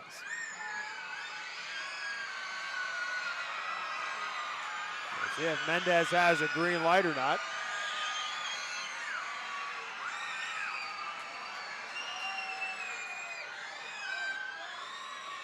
Taken all the way and takes it for strike 1. Bills looking for a base runner. They're down 3-0 in the bottom of the 6th.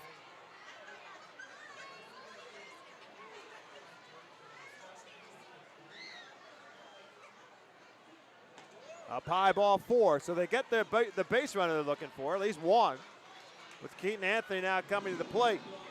Yeah, I mean, you got a guy on, 2 outs for one of your best hitter, your best run producer, and one of your best gap-to-gap hitters too. So see if they can do some 2-out damage here against Troy Watson and the Erie bullpen. So the first walk given up by Watson. Burhan gave up just 1 walk as well, and the Phils with 3 hits. So Keaton Anthony, who has one of those hits at the plate, singled his last time up, and the first pitch to him here is inside again, ball 1. So he's missed now on 5 of his last 6 pitches after the battle with Aiden Miller.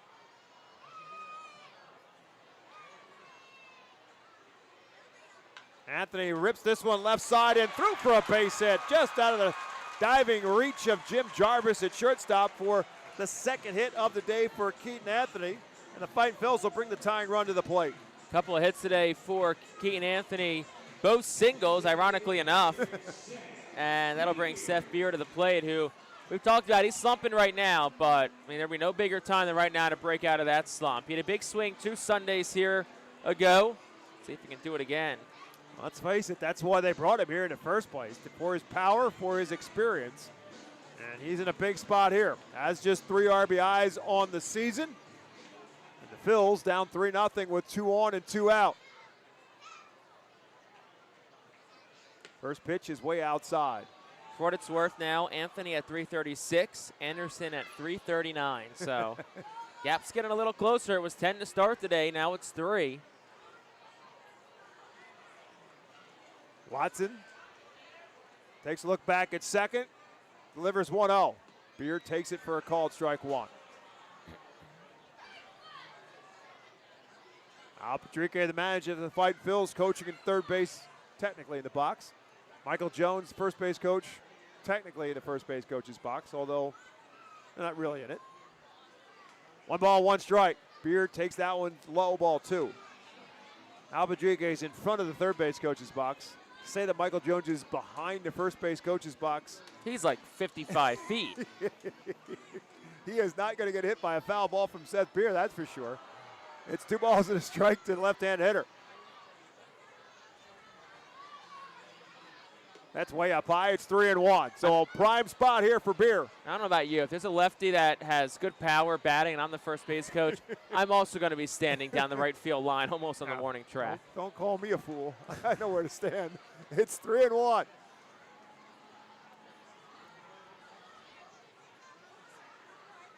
Way up high, ball 4. The Phils have them loaded. So a couple 2-out walks and a single.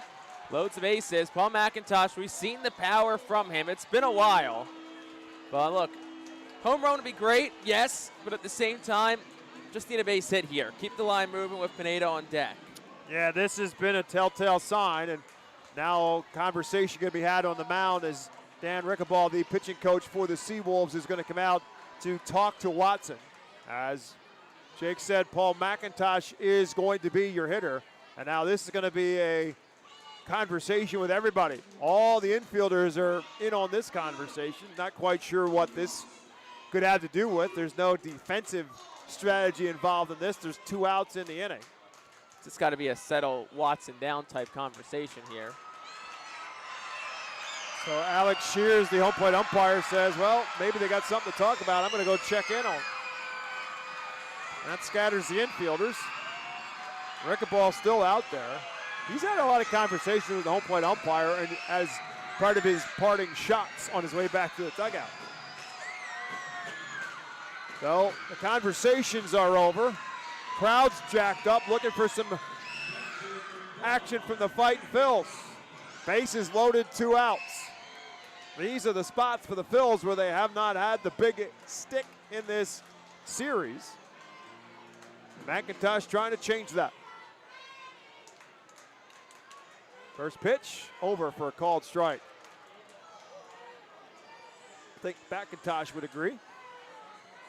Yeah, he was asking the home plate umpire, Alex Shears, where was that? McIntosh 1 for 2 on the day. That's way down low. It's 1-1. Here, look, you got a guy who's been struggling with his command right now, so you got to be patient. Hunt your pitch.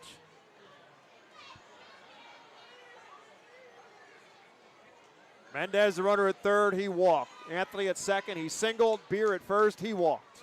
1 ball and 1 strike to Paul McIntosh. Lifts this one foul and out of play. It's 1-2. I mean, that was the pitch to hit. It was fastball center cut. McIntosh puts a hair behind it. Hopefully if he makes that mistake again, McIntosh can make him pay. McIntosh back in the batter's box. former West Virginia Mountaineer. And now time is called at the plate, or actually by the catcher, Lorenzo, I believe, called the timeout. So Watson back now from the stretch. Down low, it's 2-2. It's a good take. It's a good pitch, too. It's a slider. Yep. McIntosh thought about it, but it dives out of the strike zone late. Yeah, sometimes you got to see if the batter will get himself out being anxious, and a great take there by McIntosh. And he's a veteran, 27 years old. He's been around for a while. 2 balls and 2 strikes. Fouls another one out of play. 5th pitch of the at-bat to McIntosh. And look, the more he sees, the more he fouls off, the better he's going to time it. And Troy Watson, who's at 29 pitches now, just 1 inning of work. It was 2 quick outs. Walk of Mendez, single by Anthony, walk of Beer.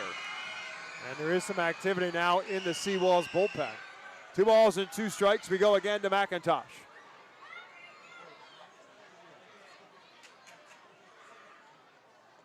Started and stopped, and they said he went around strike 3, and that will end the 6th inning.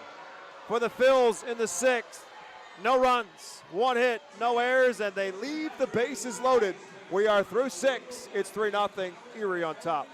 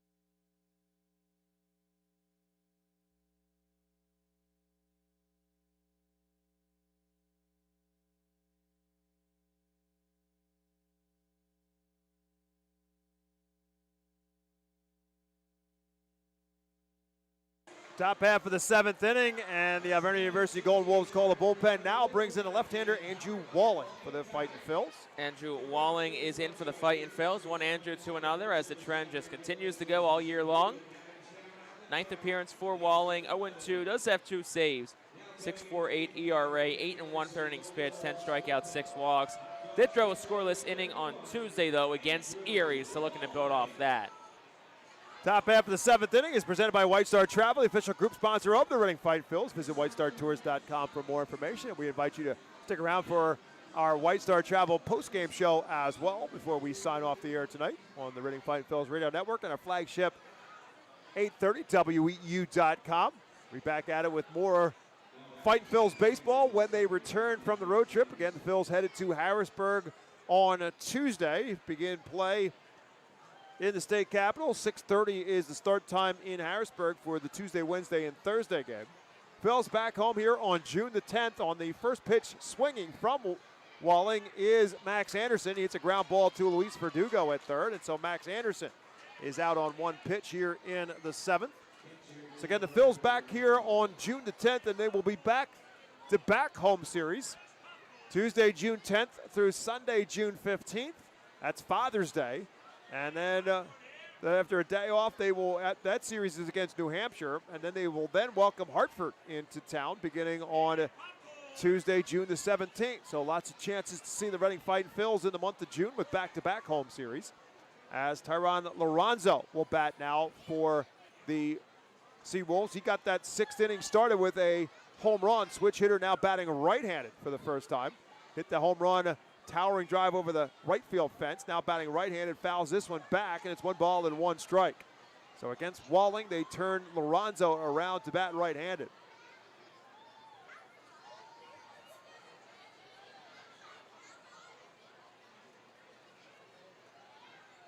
Lorenzo also walked and struck out in his 3 plate appearances. Swings at this and makes it 1-2.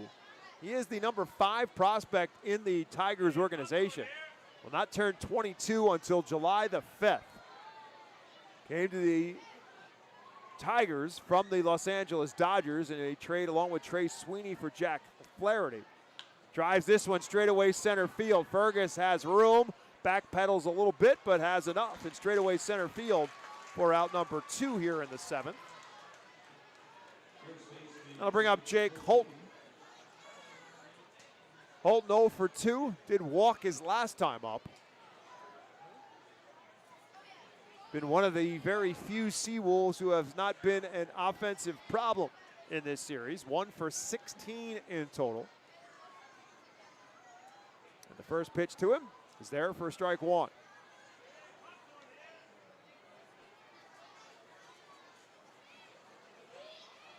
No activity in the SeaWolves bullpen, so it would appear that Watson's going to get another inning. And this one's airmailed all the way to the backstop. And it slipped out of the hands of Walling. It's 1 ball and 1 strike. So it was a difficult inning for Watson, but he did escape it with no damage as the Phils left the bases loaded. But he threw a lot of pitches. We thought perhaps that was going to be it for Watson, but there is no one up right now in the SeaWolf bullpen. It's 2 balls and 1 strike right now to Jake Holt. 2 outs here in the 7th.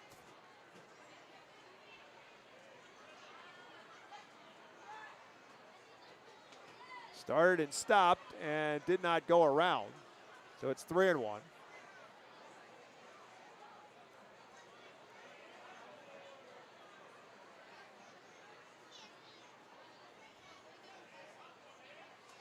Walling, the 25-year-old lefty, delivers at the knees for a called strike 2. 3 balls and 2 strikes now to Holton. Been a lot of 3-2 counts on SeaWolf hitters today.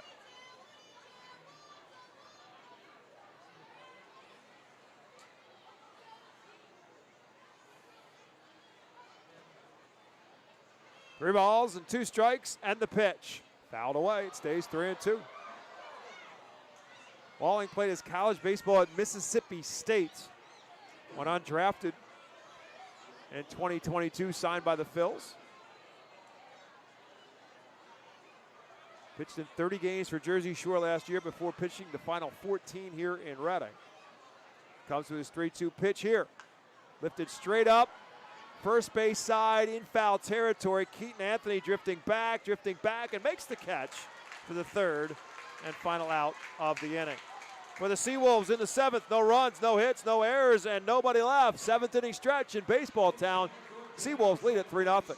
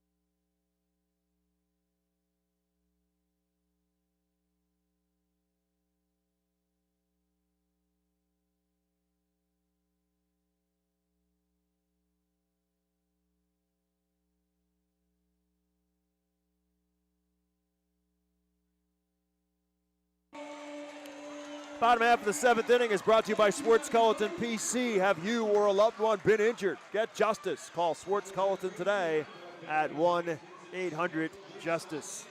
Phil's looking for some offense as they come to the plate here in the bottom of the 7th, trailing 3-0. And Troy Watson, much to our surprise, is back out there for another inning after dancing through some landmines in the the bottom half of the 6th inning. Back out here for the 7th. They'll face Leandro Pineda, Luis Verdugo, and Cade Fergus. Watson threw 30 pitches to get through that inning. But he got Paul McIntosh on a check swing strike called to finish the 6th with the bases loaded. Pineda 1 for 2 on the day. And swings at the first pitch and fouls this one straight back. Pineda doubled back in the second. And may have had a single taken away from him last time up on a nice play by first baseman Jake Holton on a backhanded stop. 0-1 pitch. Drives this one to left field and deep. Myers back to the track, and that's as far as it will go as they'll make the catch for out number 1. Lots of deep fly balls for the Fightin' Phils today, and unfortunately nothing to show for it so far. So Luis Verdugo now will bat. He flew out to right field and walked in 2 plate appearances. Verdugo hitting just 152 when the game began.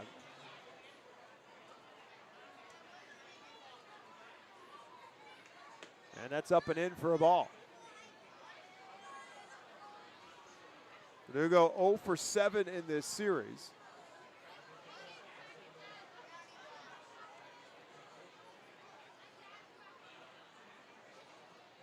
Swing and a miss.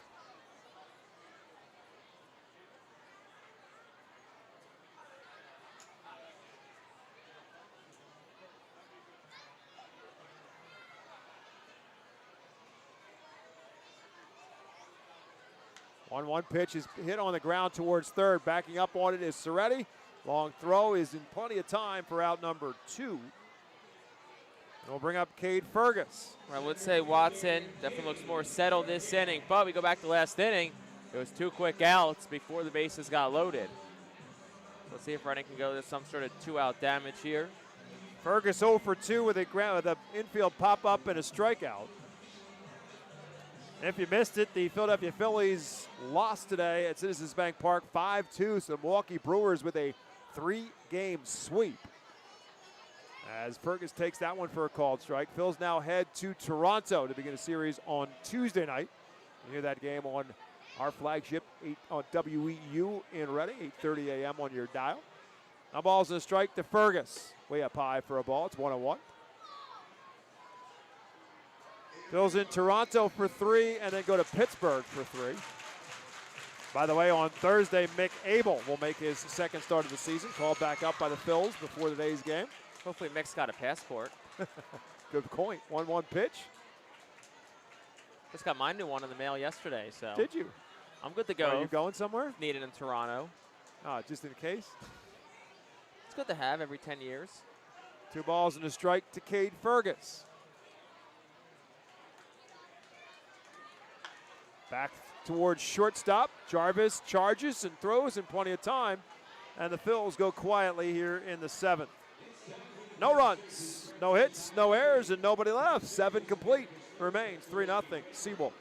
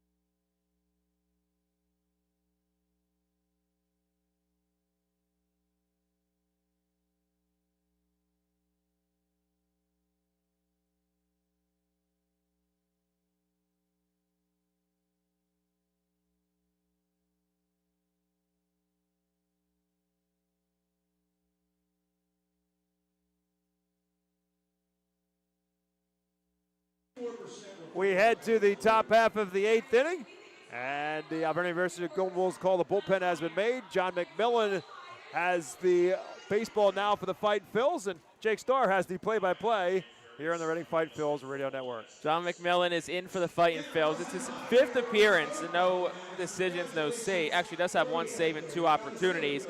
ERA reads 8.10. That does not tell the full story. 3 1/3 innings pitched, 7 strikeouts. 2 walks for McMillan. Yeah, first outing was not great. May 15th against New Hampshire. 4 runs, 3 earned in a third of an inning. But since then, it's been 3 straight scoreless appearances over 3 innings of work for John McMillan. which included his first save of the year on Tuesday against Erie. Scoreless inning, a hit, no walks, 2 strikeouts. 3-0 SeaWolves on top. McMillan trying to keep the deficit at that. And the first batter he'll get here in the 8th is Eduardo Valencia, who digs in from the right side. And McMillan's first one home is swung on and missed. It's no balls and a strike.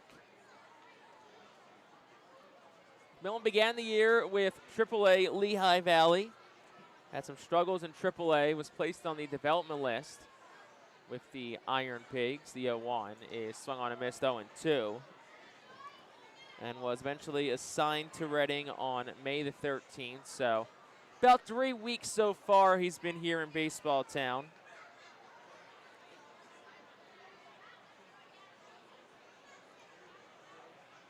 Time is called here by Eduardo Valencia, the DH today.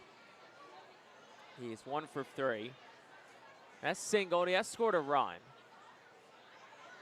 Right-handed bat awaits the 0-2. Swinging a ground ball foul to the left side. It'll stay no balls and 2 strikes. McMillan does have some big league time with both the Royals and the Miami Marlins. Next pitch is a bit up. Fastball at 93. It's 1-2. Designated for assignment by the Marlins last offseason. Claimed by the Phillies off waivers in November. The 1-2 is low and away. 2 balls, 2 strikes. Went to the slider at 84, McMillan did.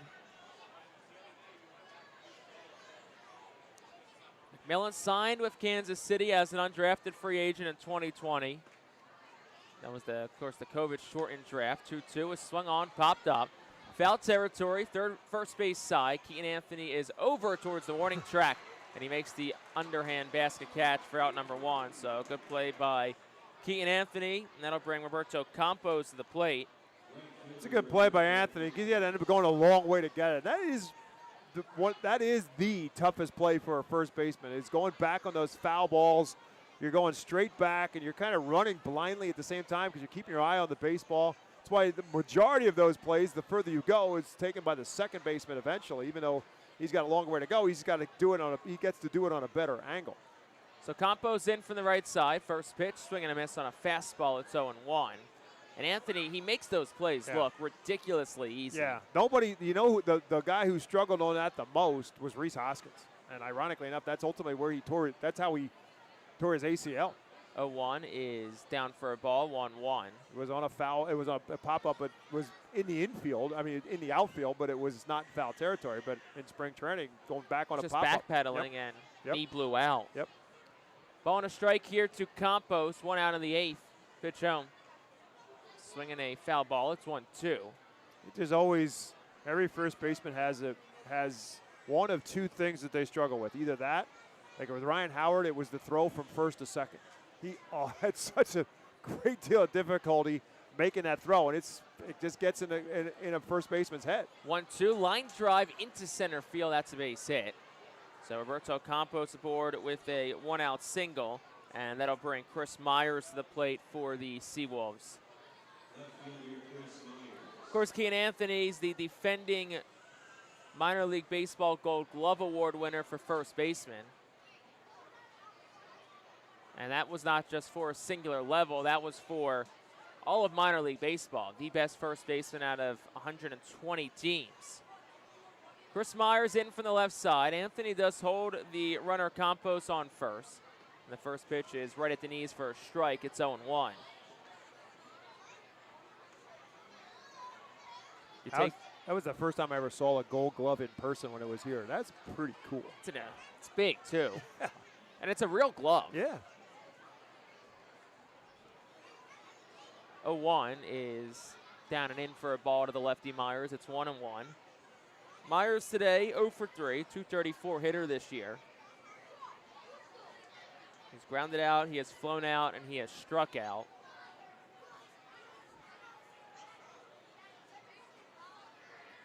And the 1-1. That's right there for a strike. It's 1-2. It was 1-2 to Campos, the last batter, and he lined a single to center. McMillan trying to avoid a similar fortune here. He's at 13 pitches here in the frame.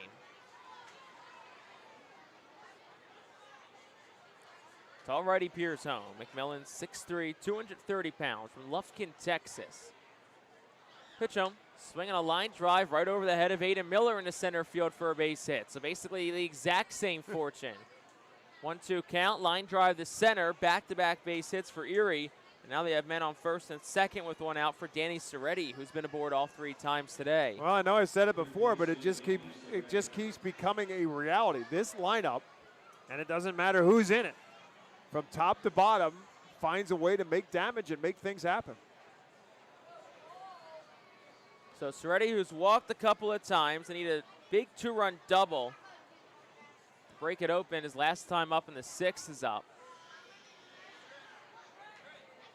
It's first and second, one out. Ground ball would be huge here. First one home is down and in. 1 ball and no strikes. To emphasize the point, they've got 7 hits, and 7 different players have the hits. It's a lineup that everybody hits in. For Jersey Shore. No, I said Jersey Shore. For Erie. I saw a guy in a Jersey Shore jersey down there. That's why I thought of it. 1-0 is there for, well, it's a foul tip actually, so it's 1-1. Yeah, front row behind the on-deck circle on the first base side is a guy in a Blue Claws jersey, Blue Claws hat. Those Blue Claws were in Greenville this week. Taking on the Drive, high A affiliate of Boston. It's been a struggle for the Blue Claws in 2025. Then there's the Lehigh Valley Iron Pigs. Won again today, 41st win. 1-1, swing and a miss on a slider, it's 1-2. First team in all of organized baseball to get the 40 wins on the year. No big league teams are at 40 yet? Nope. It's kind of like the Threshers from 2 years ago. They were the best team in organized baseball for much of the season. The Detroit Tigers have 39 wins. So the Iron Pigs might be better than the Tigers. 1-2, swinging a ground ball foul, first base side. But what that shows you is that the Phillies done a good job building up their depth in their AAA level. Yep. And especially on the bullpen and pitching side, they are testing that depth out some. Seth Johnson, we talked about earlier, Mick Abel, Max Lazar is back up. Andrew Painter probably enters the conversation in the next 6 to 8 weeks. Well, it's 1 ball, 2 strikes again here for the 3rd straight batter. Runners get their leads off first and second. And McMillan deals. That's outside, so it's 2-2.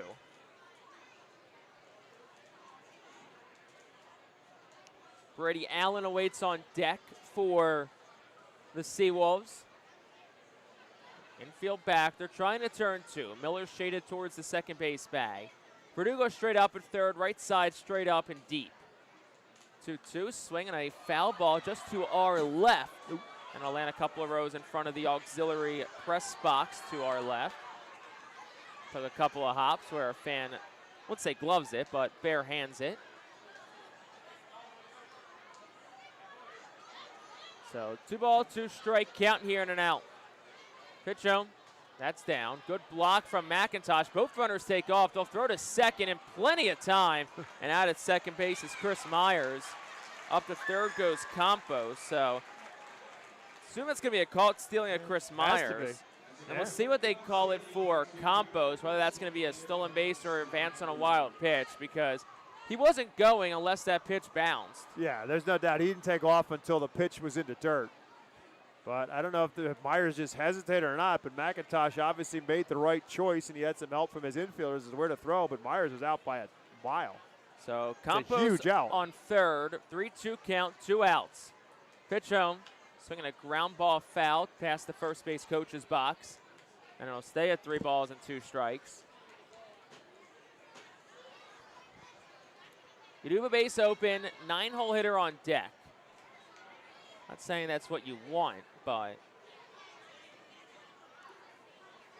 wonder if that plays into what pitch selection they go with here. It was off speed the last attempt at 86. And digging back in here is Danny Soretti. Full count, 2 outs. McMillan ready at the letters. Payoff pitch. Outside, ball 4. Went to a slider and he missed it. So 2-out walk of Soretti. Man on the corners now for the 9-hole hitter Brady Allen.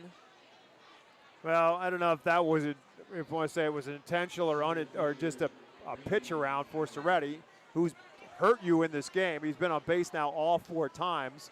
And now you are pitching to Brady Allen, who did get a base hit his last time up, but is a guy who comes into today's game at 138, and you also go righty on righty. Throw over to first. Allen back, watches as Soretti dives back in safely. So it is a wild pitch against John McMillan. Just I guess the question is just, is it a caught stealing, or does it just go down as a 2-6 put out on a live ball? Here's the pitch. Runner starts and stops with a swing and a miss, 0-1.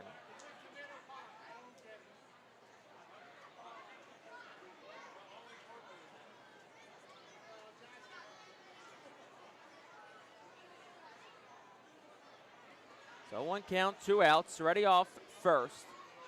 Pitch home is a bit down. 1 ball and 1 strike. Allen 1 for 3 today. Fielder's choice. Another ground out and a single.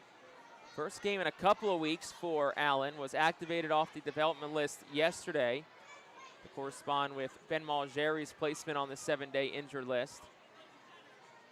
And the 1-1. Runner does take off. Pitches down. McIntosh bluffs the throw. So that will be a stolen base for Danny Soretti. His first of the year. And also the first base that Erie has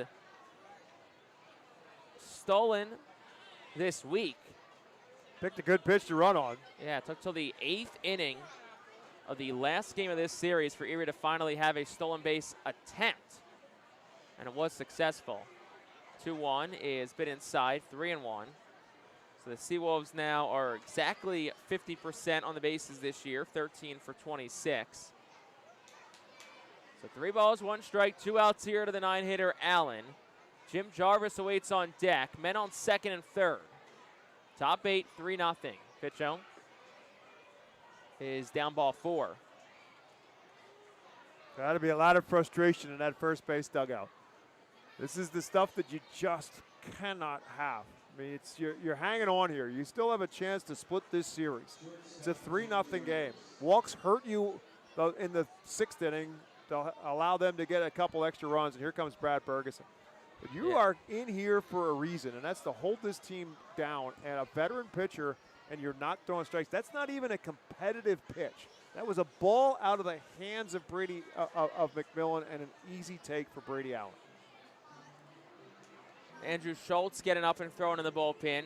So I think this mound visit, A, just settle McMillan down. B, give Schultz some time to keep throwing. Probably going to be the last batter McMillan faces one way or another. And it's a big spot here because base hit here, I don't want to say puts the game out of reach. Reading has shown fight this year, but it makes it incredibly more difficult. Very demoralizing for sure. Yeah, you get it out here, you're down 3-0, top of the order up. Right. You feel like you give yourself a fighter's chance. Correct. But again, it's one thing if they're beating you up on hits. And again, they got 2 line drive hits to get the inning started. But you're just adding to it with the walks. And again, that play where they ultimately, on the decision to go after the trail runner and get Myers is huge right now. 2 outs for Jarvis. Bases loaded. First pitch is the ball. It's 1-0 outside.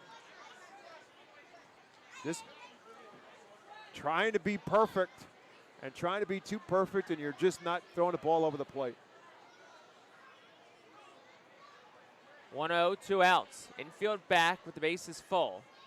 Next pitch is there for a strike. It's 1-1. Good spot at the knees from John McMillan. On that his 30th pitch of the inning. Got to think Jarvis was taken there until he saw a strike. Now he is. Now he has. So 1-1 now to Jim Jarvis. McMillan ready, trying to get out of a jam. Pitch home, swing, ground ball first. It's foul. So it's 1 ball, 2 strikes. Tim Garland, who's coaching at first, and he fielded on a hop, but he felt and heard the footprints of Keaton Anthony coming behind him, and he was like, it was foul. He's over there talking to Keaton Anthony going like, you made me duck. Big pitch here, 1-2, 2 outs, the bases loaded. McMillan ready and deals. That's bounced. Excellent block by Paul McIntosh to keep it in front, and it's 2-2. That's what I'm talking about with the competitive pitches. I mean, he's very fortunate. It's a great play by McIntosh. As that pitch bounced, not in front of the plate, that pitch bounced in front of the batter's box. Jarvis is choked way up now with 2 strikes. 2-2 count, 2 outs. Bases loaded. 3-0 Erie, top 8. McMillan ready at the letters. The pitch home. Swinging a ground ball third. Verdugo fields it on a tough hop field. Spins, fires the first in time, and that will end the top half of the 8th inning. No runs for Erie. They did have 2 hits. There were no errors, and the bases are left loaded. We're through 7.5. We will go to the bottom of the 8th with the SeaWolves still on top. It is 3-0.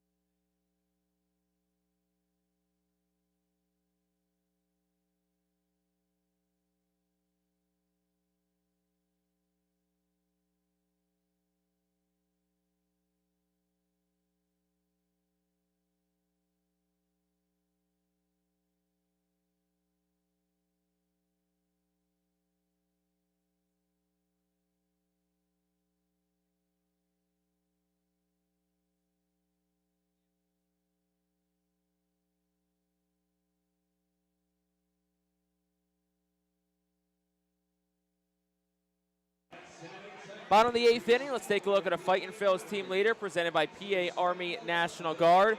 And let's look at the team leader in batting average. Right now it's Keaton Anthony at .336. Anthony, who's due up 4th here in this 8th inning, is just 1 point behind Max Anderson, who's 1 for 4 today, and is hitting .337 for the Eastern League lead in hitting. So, little thing to watch right there. So Reading trails 3-0, bottom 8. New pitcher in for Erie, it's Andrew Magno. Making his 2nd appearance of this series, his 15th of the season.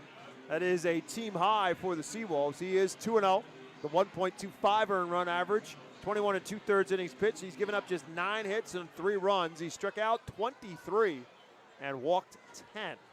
So Robert Moore, the first he faces, and the switch hitter batting righty now, swings the first pitch from the lefty. Fly ball right over to his left towards the line goes Campos. He makes the catch. That's out number 1. That'll bring Aiden Miller to the plate. Miller, who's 0 for 3 in today's game. Currently riding a 4-game hit and on-base streak. Trying to keep that alive and give the Reading offense some life here. Magno pitched the 7th inning, the final inning in game 1 of the doubleheader that the SeaWolves won 7-2. First one to Miller. He takes it for a strike. It's 0-1. Was a clean inning, did not give up a hit, struck out 1. Miller at .242. It's been a good week for him. He's 7 for 22. Does have a home run, couple of doubles. 0-1, and he will take a slider for a called strike. It's 0-2. Miller, 20 years old, will be 21 the next time the Fightin Phillies are home, June the 10th. Celebrates his birthday the day before on June 9th.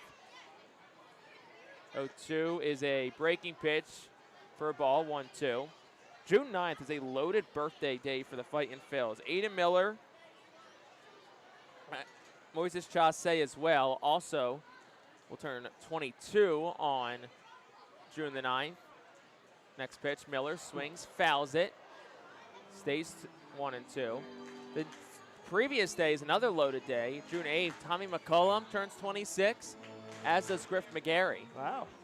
Both born June the 8th, 1999. Hopefully Griff McGarry is back in Reading by that point in time.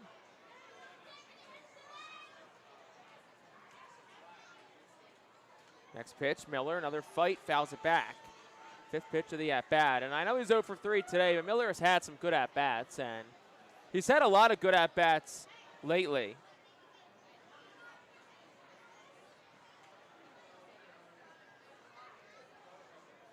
One-two count and an out. Pitch home. Miller takes it down. Curveball. It's 2-2.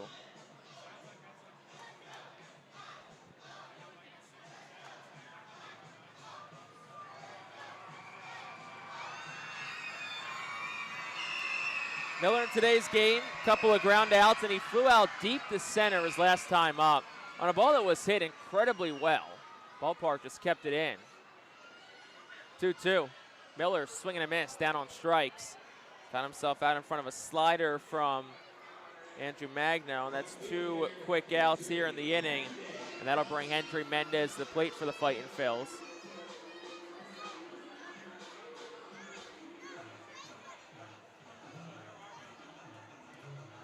Mendez in from the left side. He's 0 for 2 in today's game. He has walked once. Pitch home, and he swings, and he pokes it through the left side, base hit. Right through the vacant hole between Jarvis at short and Soretti at third.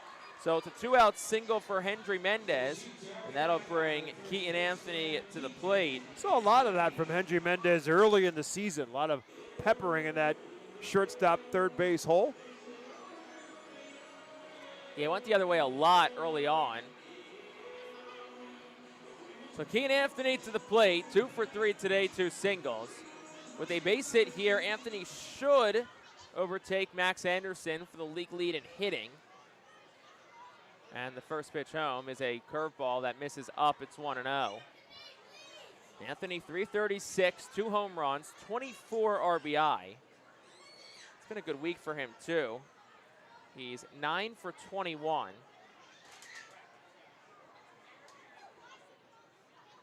Anthony swings, hits it in the air, shallow right towards the line, over his Campos, and the right fielder will track it down in foul territory and make the catch for out number 3.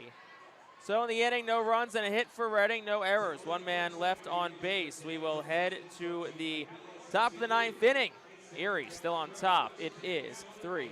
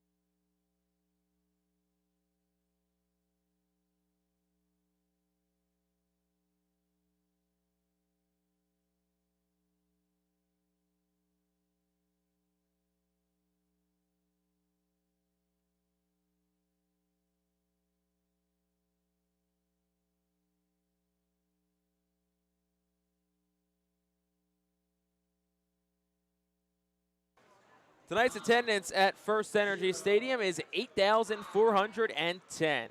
Thanks to our friends at PSECU for presenting tonight's attendance. PSECU is proud to be one of the largest credit unions in Pennsylvania. Well, Reading matched this season high now with their 6th pitcher of the day, and that new arm is the righty, Andrew Schultz, in a 3-0 ball game. 9th appearance of the season for Schultz. He's 0-1 with a 3.38 earned run average. 8 innings pitched, 11 hits, 5 runs, but only 3 of them are earned. 12 strikeouts, but 8 walks surrendered.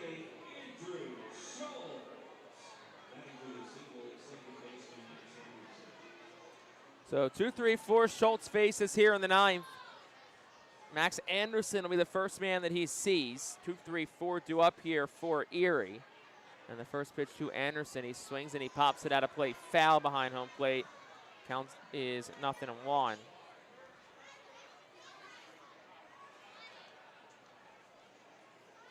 Reading will send 5, 6, 7, Beer, McIntosh, Pineda to the plate in the bottom of the 9th. The 0-1 is swung on and a ground ball leaks through the hole, right side base hit. So Max Anderson aboard with his 2nd hit of the day.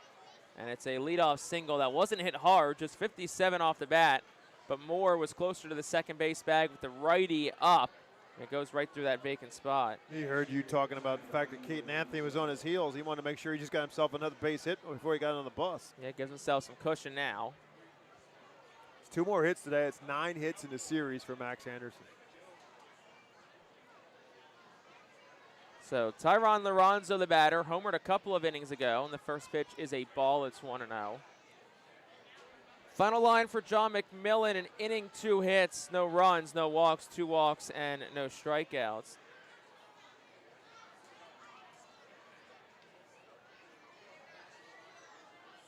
Next pitch down, it's 2 balls and no strikes. So after that single, Anderson at 337. Actually, it doesn't lay a register in the box score yet, so probably closer to 340 once that does.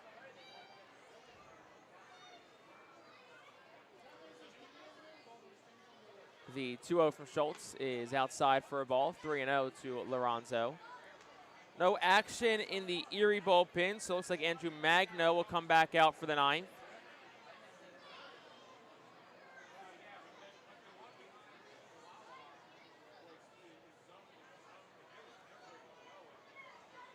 And the pitch home. Swinging a ground ball, tap to second. Moore charges, fields to second, throws there for 1, and then Miller's throw is way offline. And hit off the dugout, or it went into the dugout. I think it hit off the fence in front of the dugout. It saves the Phils. Yeah, it saves the fill. Yep. So it's a 4-6 fielder's choice. Anderson out at second. That'll bring Jake Holton to the plate. Yeah, and I'm not sure, I'm just making sure that Aiden Miller's okay. He's kind of looking at his hand a little bit. It just kind of squirted out of his hand. I thought for a second maybe the runner Anderson interfered with him in some way or another, but whatever happened, it just squirted out of his hand. Unfortunately, it hit the fence in front of the dugout and didn't go in it. First pitch, a strike to Jake Holton. It's 0-1.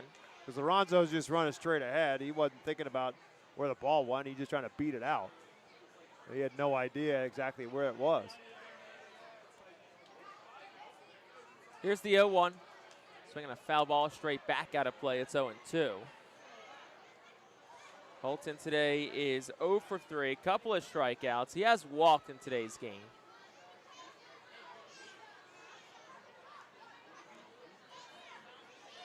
Schultz ready with a man on first.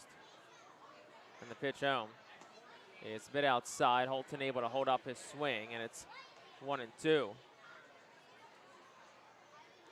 Sun begins to set on what was a very mild and beautiful day here in Baseball Town. Crowd has thinned out a bit, but was still a great crowd of over 8,000 here. Second largest crowd of the season. 1-2 is a bit outside. It's 2-2. Of course, Nick Singleton was the headliner today.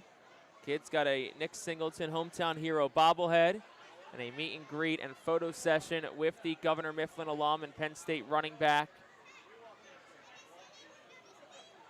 Took place earlier today. 2-2 was swung on and fouled straight back out of play. It stays 2-2.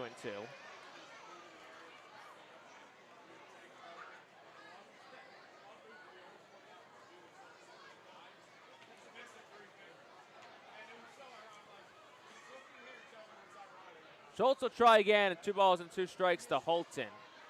And the pitch home. That's up 3-2. Fastball at 96 from Andrew Schultz.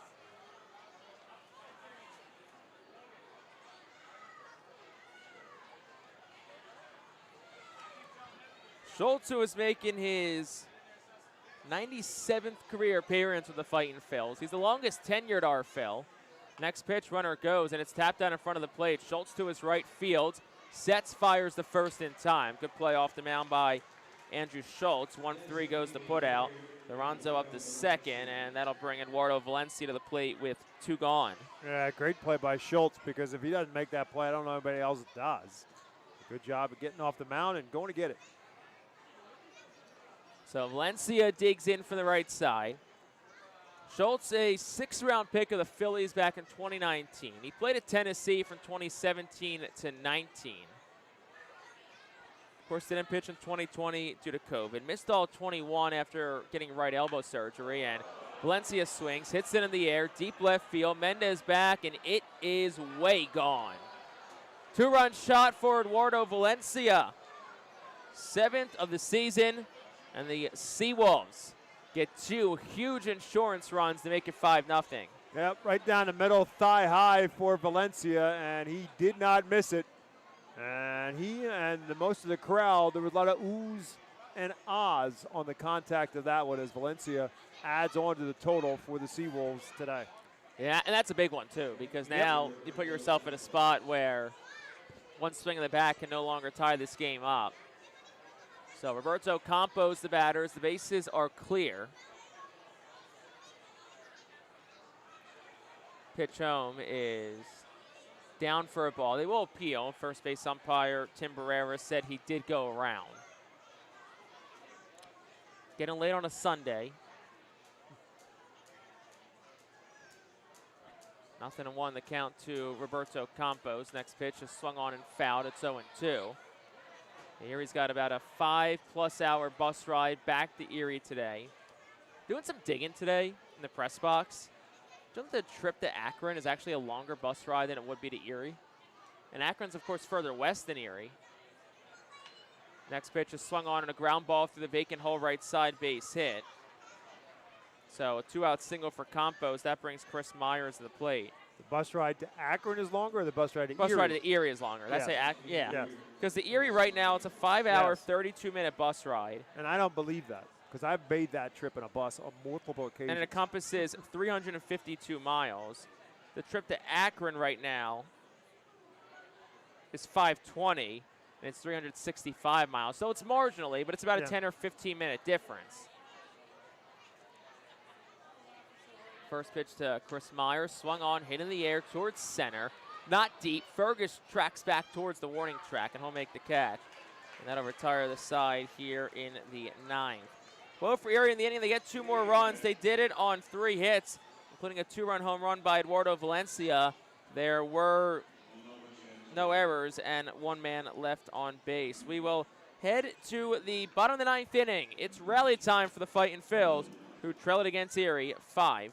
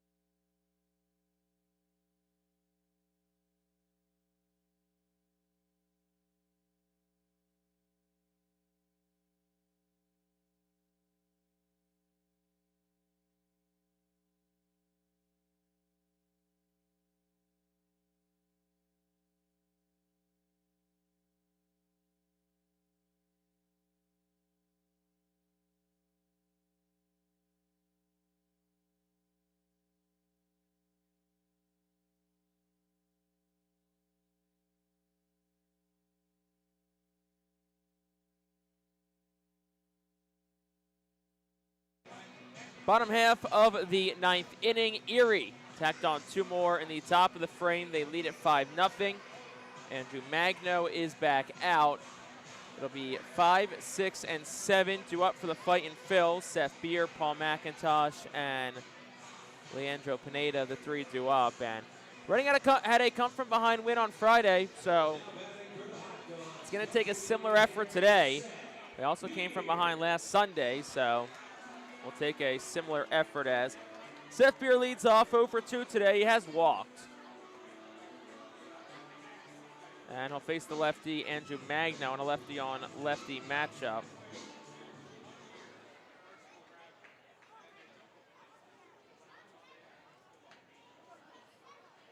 First pitch to Beer. Checked his swing. They'll appeal to third, and third base umpire Chase Eubanks says he did go around.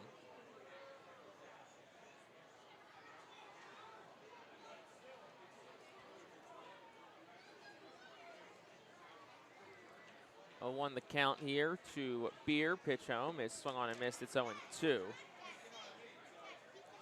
Beer is hitless in this series. 0 for 13.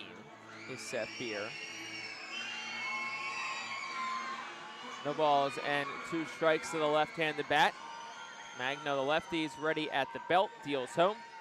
And Beer will take that down for a ball. It's 1-2.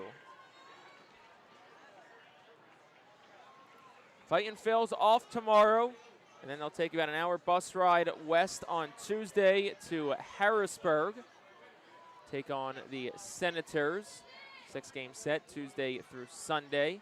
1-2. Beer swing and a miss. He goes down on strikes. Strikeout number 2 for Andrew Magno. That'll bring Paul McIntosh to the plate. 6:30 starts Tuesday, Wednesday, Thursday. 7 o'clock Friday, 6 o'clock Saturday. For the series ends at 1 o'clock on Sunday. We'll have you covered 5 of the 6 games next week in Harrisburg, except for Sunday. Here on the Fightin Phil's radio network, 830 WEEU.com. First pitch to Paul McIntosh is a curveball inside. It's 1-0. And then we come back home for 2 weeks. We do indeed. Starting on June the 10th. June the 10th, the morning is going to start nice and early with Fightin Phil's content. Yeah, that's true. Next pitch, McIntosh takes it up 2-0. That's the date that you're coming in for the morning show? Myself and Carl Ellison will be on Tuesday, June the 10th, 8:05 a.m., Mornings with Mike Keller, and, of course, Bob McCool. 2-0, swing and a miss, 2-1, or as I know one of the bumpers says, Bob, oops, I hung up on the phone again, McCool. Yeah, we have an intern for that now. So he won't hang up on the phone. Oh, not yet. Now the calls are actually getting through. That's true. 2 balls and a strike. Pitch home is there for a strike, 2-2. You guys have a lot of good bumpers. The one I like, the, Dockers and Dockers in a dress shirt and T-shirts and whatever else. yeah, Yeah, that the describes baseball ad, you whatever and he has. Mike Yes. incredibly accurately. One's in the Hall of Fame. One's visited lots of Hall of Fames. That's true. See, I listen. I appreciate it. We got a couple of new I don't know if ones I missed coming. I any. know that. Okay. The April Fool's ones are good, too. Yeah. I remember that. Yes, that was done by the owners, unbeknownst to us. 2-2, McIntosh, a ground ball foul. Of course, you can listen to Mornings with Mike Monday through Friday. Back at it tomorrow, 6 to 9 a.m. Might be is it a Bobless Mornings with Mike tomorrow? What's that? Is it a Bobless? It is. I will have a vacation day tomorrow, so have to find somebody a little higher up in the pay scale for me to work, and that'd be John Treese. So John and Mike Keller tomorrow morning. That's correct. I will be back on Tuesday. 2-2 the count, pitch home. McIntosh swinging a miss. He's down on strikes, so third strikeout for Magno. Fightin Phil's down to their final out, and it'll be Leandro Pineda who it is.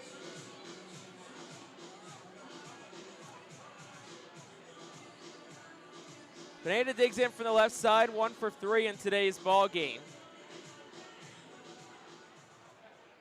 Had a double back in the second. Paul McIntosh was thrown out trying to score on the double. First pitch of ball, 1-0. That notable, of course, because the Fightin Phil's also an out away from suffering their third shutout loss of the season, all of which has come over the last 3 weeks. May 10th at Binghamton, May 23rd at Portland. 1-0 is bid up, 2 balls and no strikes. Yeah, it's going to be a jam-packed 2 weeks once the Fightin Phil's get back. And I know tickets to a lot of those games are going to go fast, so make sure you get yours before it's too late. 2-0 is outside, 3-0. I know next Tuesday, the 10th, is a throwback T-shirt giveaway. Wednesday, the 11th, Hershey Park tickets. Thursday, the 12th, is jam-packed. Got fireworks, Hall of Fame night, Dusty Wathan, Trevor May, Darren Ruff, and a Roger Maris bobblehead giveaway. And Pineda takes 3-0 outside ball 4, so first walk issued by Andrew Magno. That'll bring Luis Verdugo to the plate. Friday fireworks, Saturday Mega Blast fireworks, the largest fireworks show in stadium history. Also a Swifties celebration, tribute to Taylor Night. And then Father's Day, Sunday the 15th, where the first 3,000 men 18 and older get a Art Phil's Hawaiian shirt, and also a chance to play catch on the field with Dad after the game. First pitch, Verdugo takes it down, 1-0. And then we're off that Monday, then we're all back at it again next week, the week after.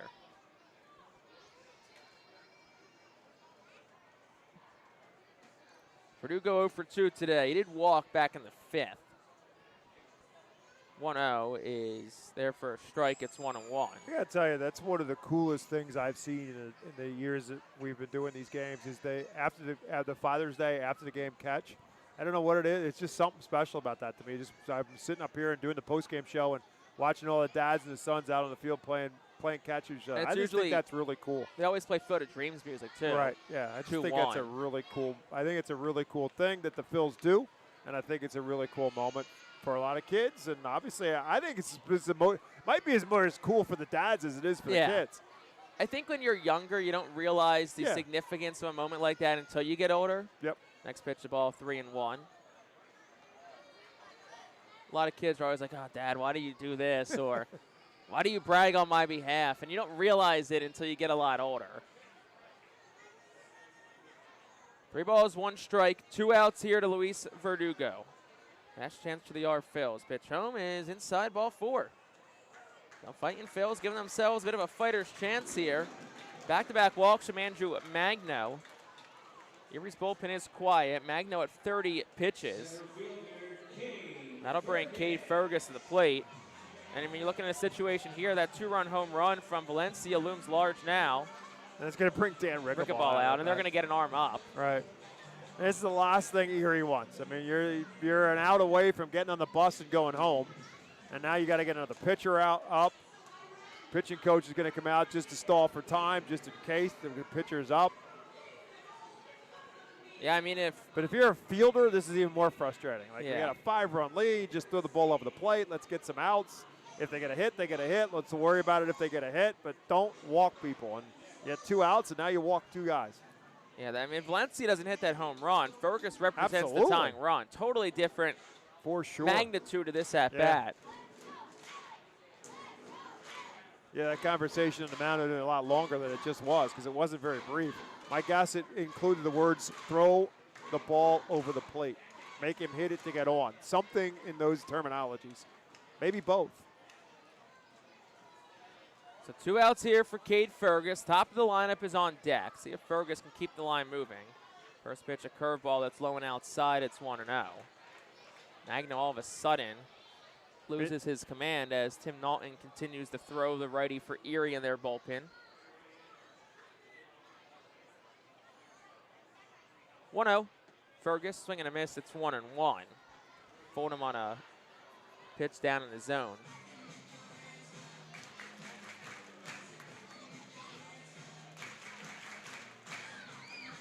Fergus 0 for 3 today. Pop out, strikeout, and ground out. 1-1 is down. 2 balls and 1 strike. Robert Moore waits on deck. Aiden Miller in the hall. If you can find a way to get Miller, that part of the lineup up, you give yourselves a shot here. You're down 5-0, bottom 9, 2 outs. The pitch. Fergus swings, fly ball, right field, towards the line. Over goes Campos, and it'll land foul in front of where the old bullpens used to be, deep down the right field line. And it's 2 balls and 2 strikes.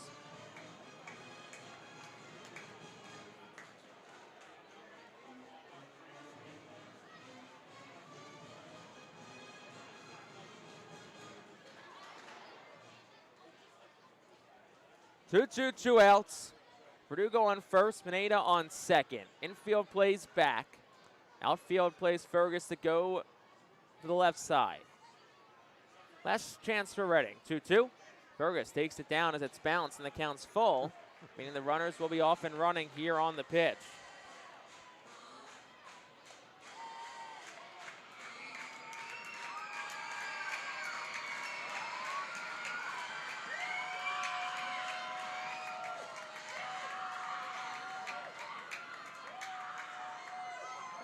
Full count, runners off, pitch. That's up, ball 4. Wow. Well, you get him off, that's for sure. Let's Is see if Andrew that's Graham going going to come out? Yep. No, he's actually walking the other direction, down the steps. He doesn't want to look either. I mean, in that situation, Fergus out. The worst thing you can do if you're Magno is give up a 3-run home run. and make it a 5-3 game, and the bases are empty, and they have to start a rally all over again. Well, here's Robert Moore. He had a grand slam a year ago today in Hartford. First pitch is up for a ball. It's 1-0. Got to take till you get a strike, right? For sure. Tying runs in the on-deck circle. Reading not failing to make things interesting. They've had their licks today. They've left 7 on base. Left them loaded back in the 6th. Ball 2. Yep. You got to see a strike now. Yeah, you got to. I think Al Rodriguez even saying, like, you got to see one. Yep. And this is probably the last batter. Yeah, there's no way. There's no way that if Moore reaches base, that they're going to leave Magno in for another hitter. If they do, I'd be happy and stunned at the same time. 2-0. Runners get their leads. Magno working against Moore, the pitch. Ball 3. It's getting. I mean, he's lost it now. He's lost his control. Yep. He's not even. Yeah, not one of those pitches was close.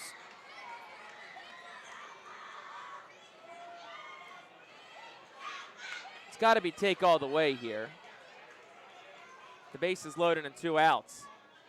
Magno fires. That's there for a strike. It's 3-1. Might be another one. Might be another take.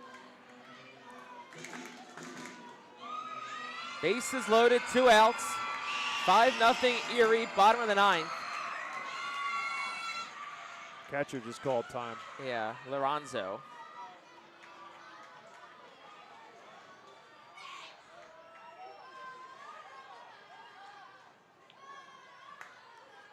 Magno ready, the 3-1. Moore swings, hits it down the left field line. Falling and diving is Myers. Did he make the catch? Yep. He did. Chris Myers takes a hit away from Robert Moore and ends the game in dramatic fashion for Erie. Took every inch to make that play, and the SeaWolves come out with a 5-0 victory in tonight's ball game. Well, Reading fought again. They threatened in the 9th inning. No runs, no hits. 3 men left on base. We'll step aside for a moment after Erie clinches a 5-0 victory. Also clinches the series. And Bob McCool's got your post-game show coming up after this.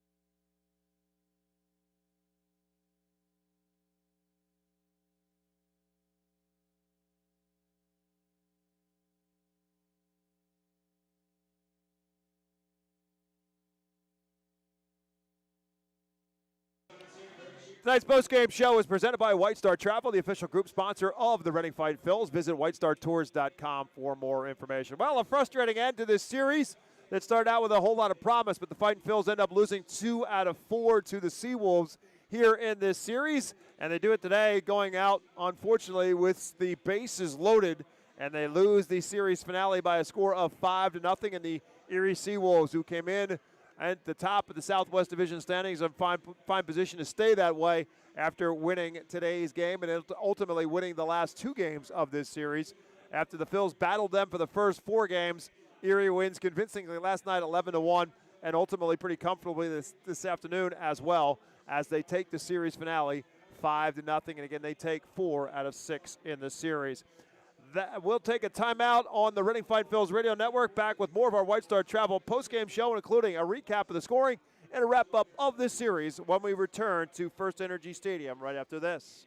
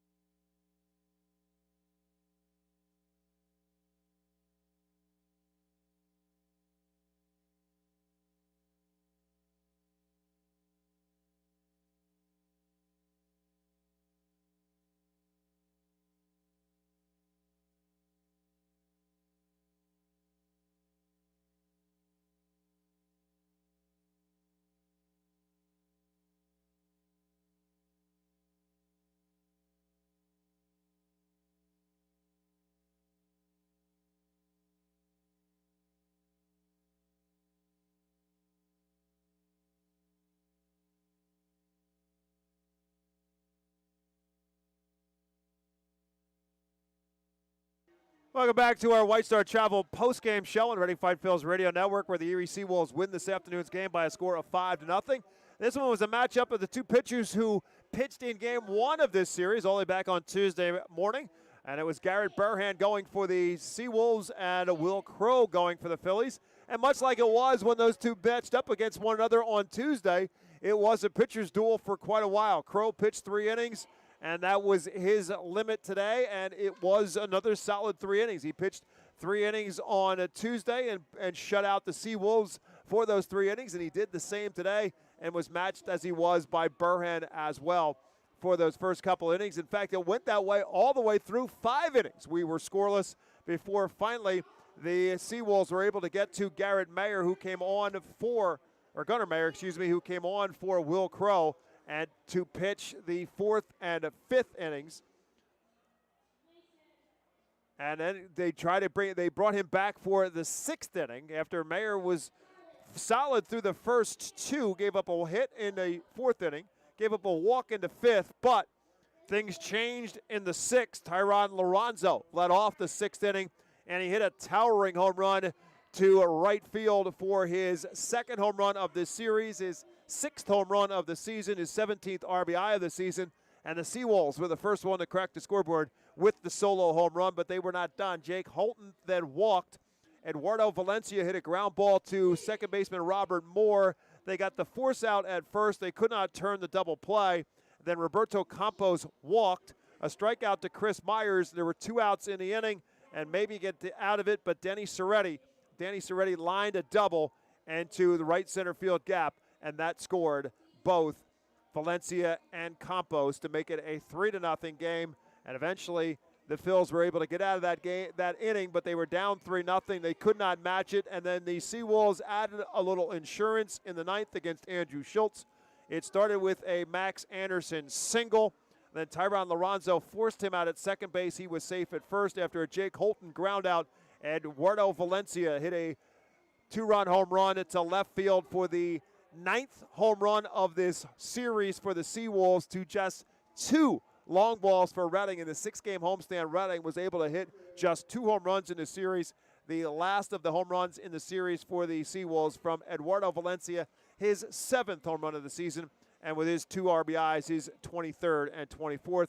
It gave the SeaWolves some insurance, and it looked like they might need it in that 9th inning, as Andrew Magno in his 2nd inning of work ran into some trouble after he struck out the first 2 batters in the 9th inning, and Seth Beer and Paul McIntosh. He walked Leandro Pineda, he walked Luis Verdugo, and then he walked Cade Fergus to load the bases, and the Phils may be going to do some damage. Robert Moore hit a sinking line drive to left field, and Chris Myers made the diving catch to bring any chance of a rally to an end for the Phils for the 3rd and final out and the end of the ball game. And so the SeaWolves take the W and the series all in one afternoon's work. For Erie, 5 runs on 10 hits. They did not commit an error, and they left 11 men on base. The Phils, no runs on 5 hits. They did not commit an error, and they left 10 men on base. So a frustrating day and a frustrating story for the Phils in this series with the men left on base. Lots of moments in this series where the Phils had runners on base, but they just couldn't get big hits in big time. And the SeaWolves take advantage of it with the win. Garrett Burhan gets the win. He's now 6-1 on the season. So he lost Game 1. He wins Game 6 in this series and ends up 6-1 now on the season. Gunnar Mayer takes the loss. He is 1-3. Time of the game, 2 hours and 44 minutes. Played in front of 8,410. Great crowd on hand today here at FirstEnergy Stadium. Again, it was a Hometown Heroes Day, and a salute to Nick Singleton and a bobblehead given away to the kids. Got a chance to talk with Nick Singleton out in the Redders Event Center beforehand, and you can see that interview with Nick Singleton up on the WEU social media pages, both on Facebook and on Twitter or X, whichever you prefer to call it, up on X as well. That interview with hometown hero Nick Singleton. Got a chance to talk to him not just about his return to Penn State University, his decision along with some of his teammates to come back with the opportunity, what they feel is an opportunity to have a chance at a national championship, but also for Nick Singleton, the opportunity to become a record holder at Penn State University. He has records in front of him that are attainable, to say the least, if a productive season for Nick Singleton and a healthy season for him, he could become the all-time leading rusher in Penn State history. Got a chance to talk to him about that, in addition to the fact that he played football in this very stadium back in 2018 on the Gridiron Classic. He was a freshman at that time. Got a chance to talk to him about all of that. Again, that interview is available. If you want to see it, check it out. It is on the WEU social media pages, both on Facebook and on X. So thanks to Nick Singleton for that. Thanks to Ron Klee and the Klee Funeral Home, who was the sponsor of that bobblehead, and he spent some time with us here in the booth today as well. That's going to do it for our broadcast. Don't forget, Jake Starr will have the broadcast of the road games in the series against Harrisburg from Tuesday on through Saturday, and the first game starts Tuesday night in Harrisburg at 7 o'clock. And then we'll be back here starting a 2-week homestand on Tuesday, June the 10th, and it's a busy one. Check out the Reading Fightin Phils and all of their social media pages in addition to the website for the upcoming series, and pay attention to what's going on. It's going to be a big night and big series and lots of giveaways, including a giveaway for Hershey Park tickets for kids. Come out, watch the game, and get a ticket for Hershey Park. It's going to be Hall of Fame night on Thursday, June the 12th. Dusty Wathen going into the Hall of Fame along with Darren Ruff and Trevor May as well. All be here. Plus, it is a Roger Maris bobblehead and, of course, fireworks, Mega Blast fireworks. And then Sunday, to finish out game, the first series is Father's Day and a Hawaiian shirt for Dad and an on-the-field catch on Father's Day as well. So that's just the first of the two back-to-back series here at FirstEnergy Stadium. Again, that starts on Tuesday, June the 10th, and then right back here on the 17th with another series at FirstEnergy Stadium. So that will do it for our broadcast. With the win, the SeaWolves head back to Erie with a now 34-17 record. The Phils will go on the road with their record now standing at 18-31. For my broadcast partner, Jake Starr, my name is Bob McCool. Thanks for listening to Reading Fightin Phils baseball here on the Reading Fightin Phils radio network and our flagship 830 WEU.com. Have yourselves a great Sunday evening and a great week, and we'll talk to you very soon right back here from FirstEnergy Stadium. Thanks for listening, everyone.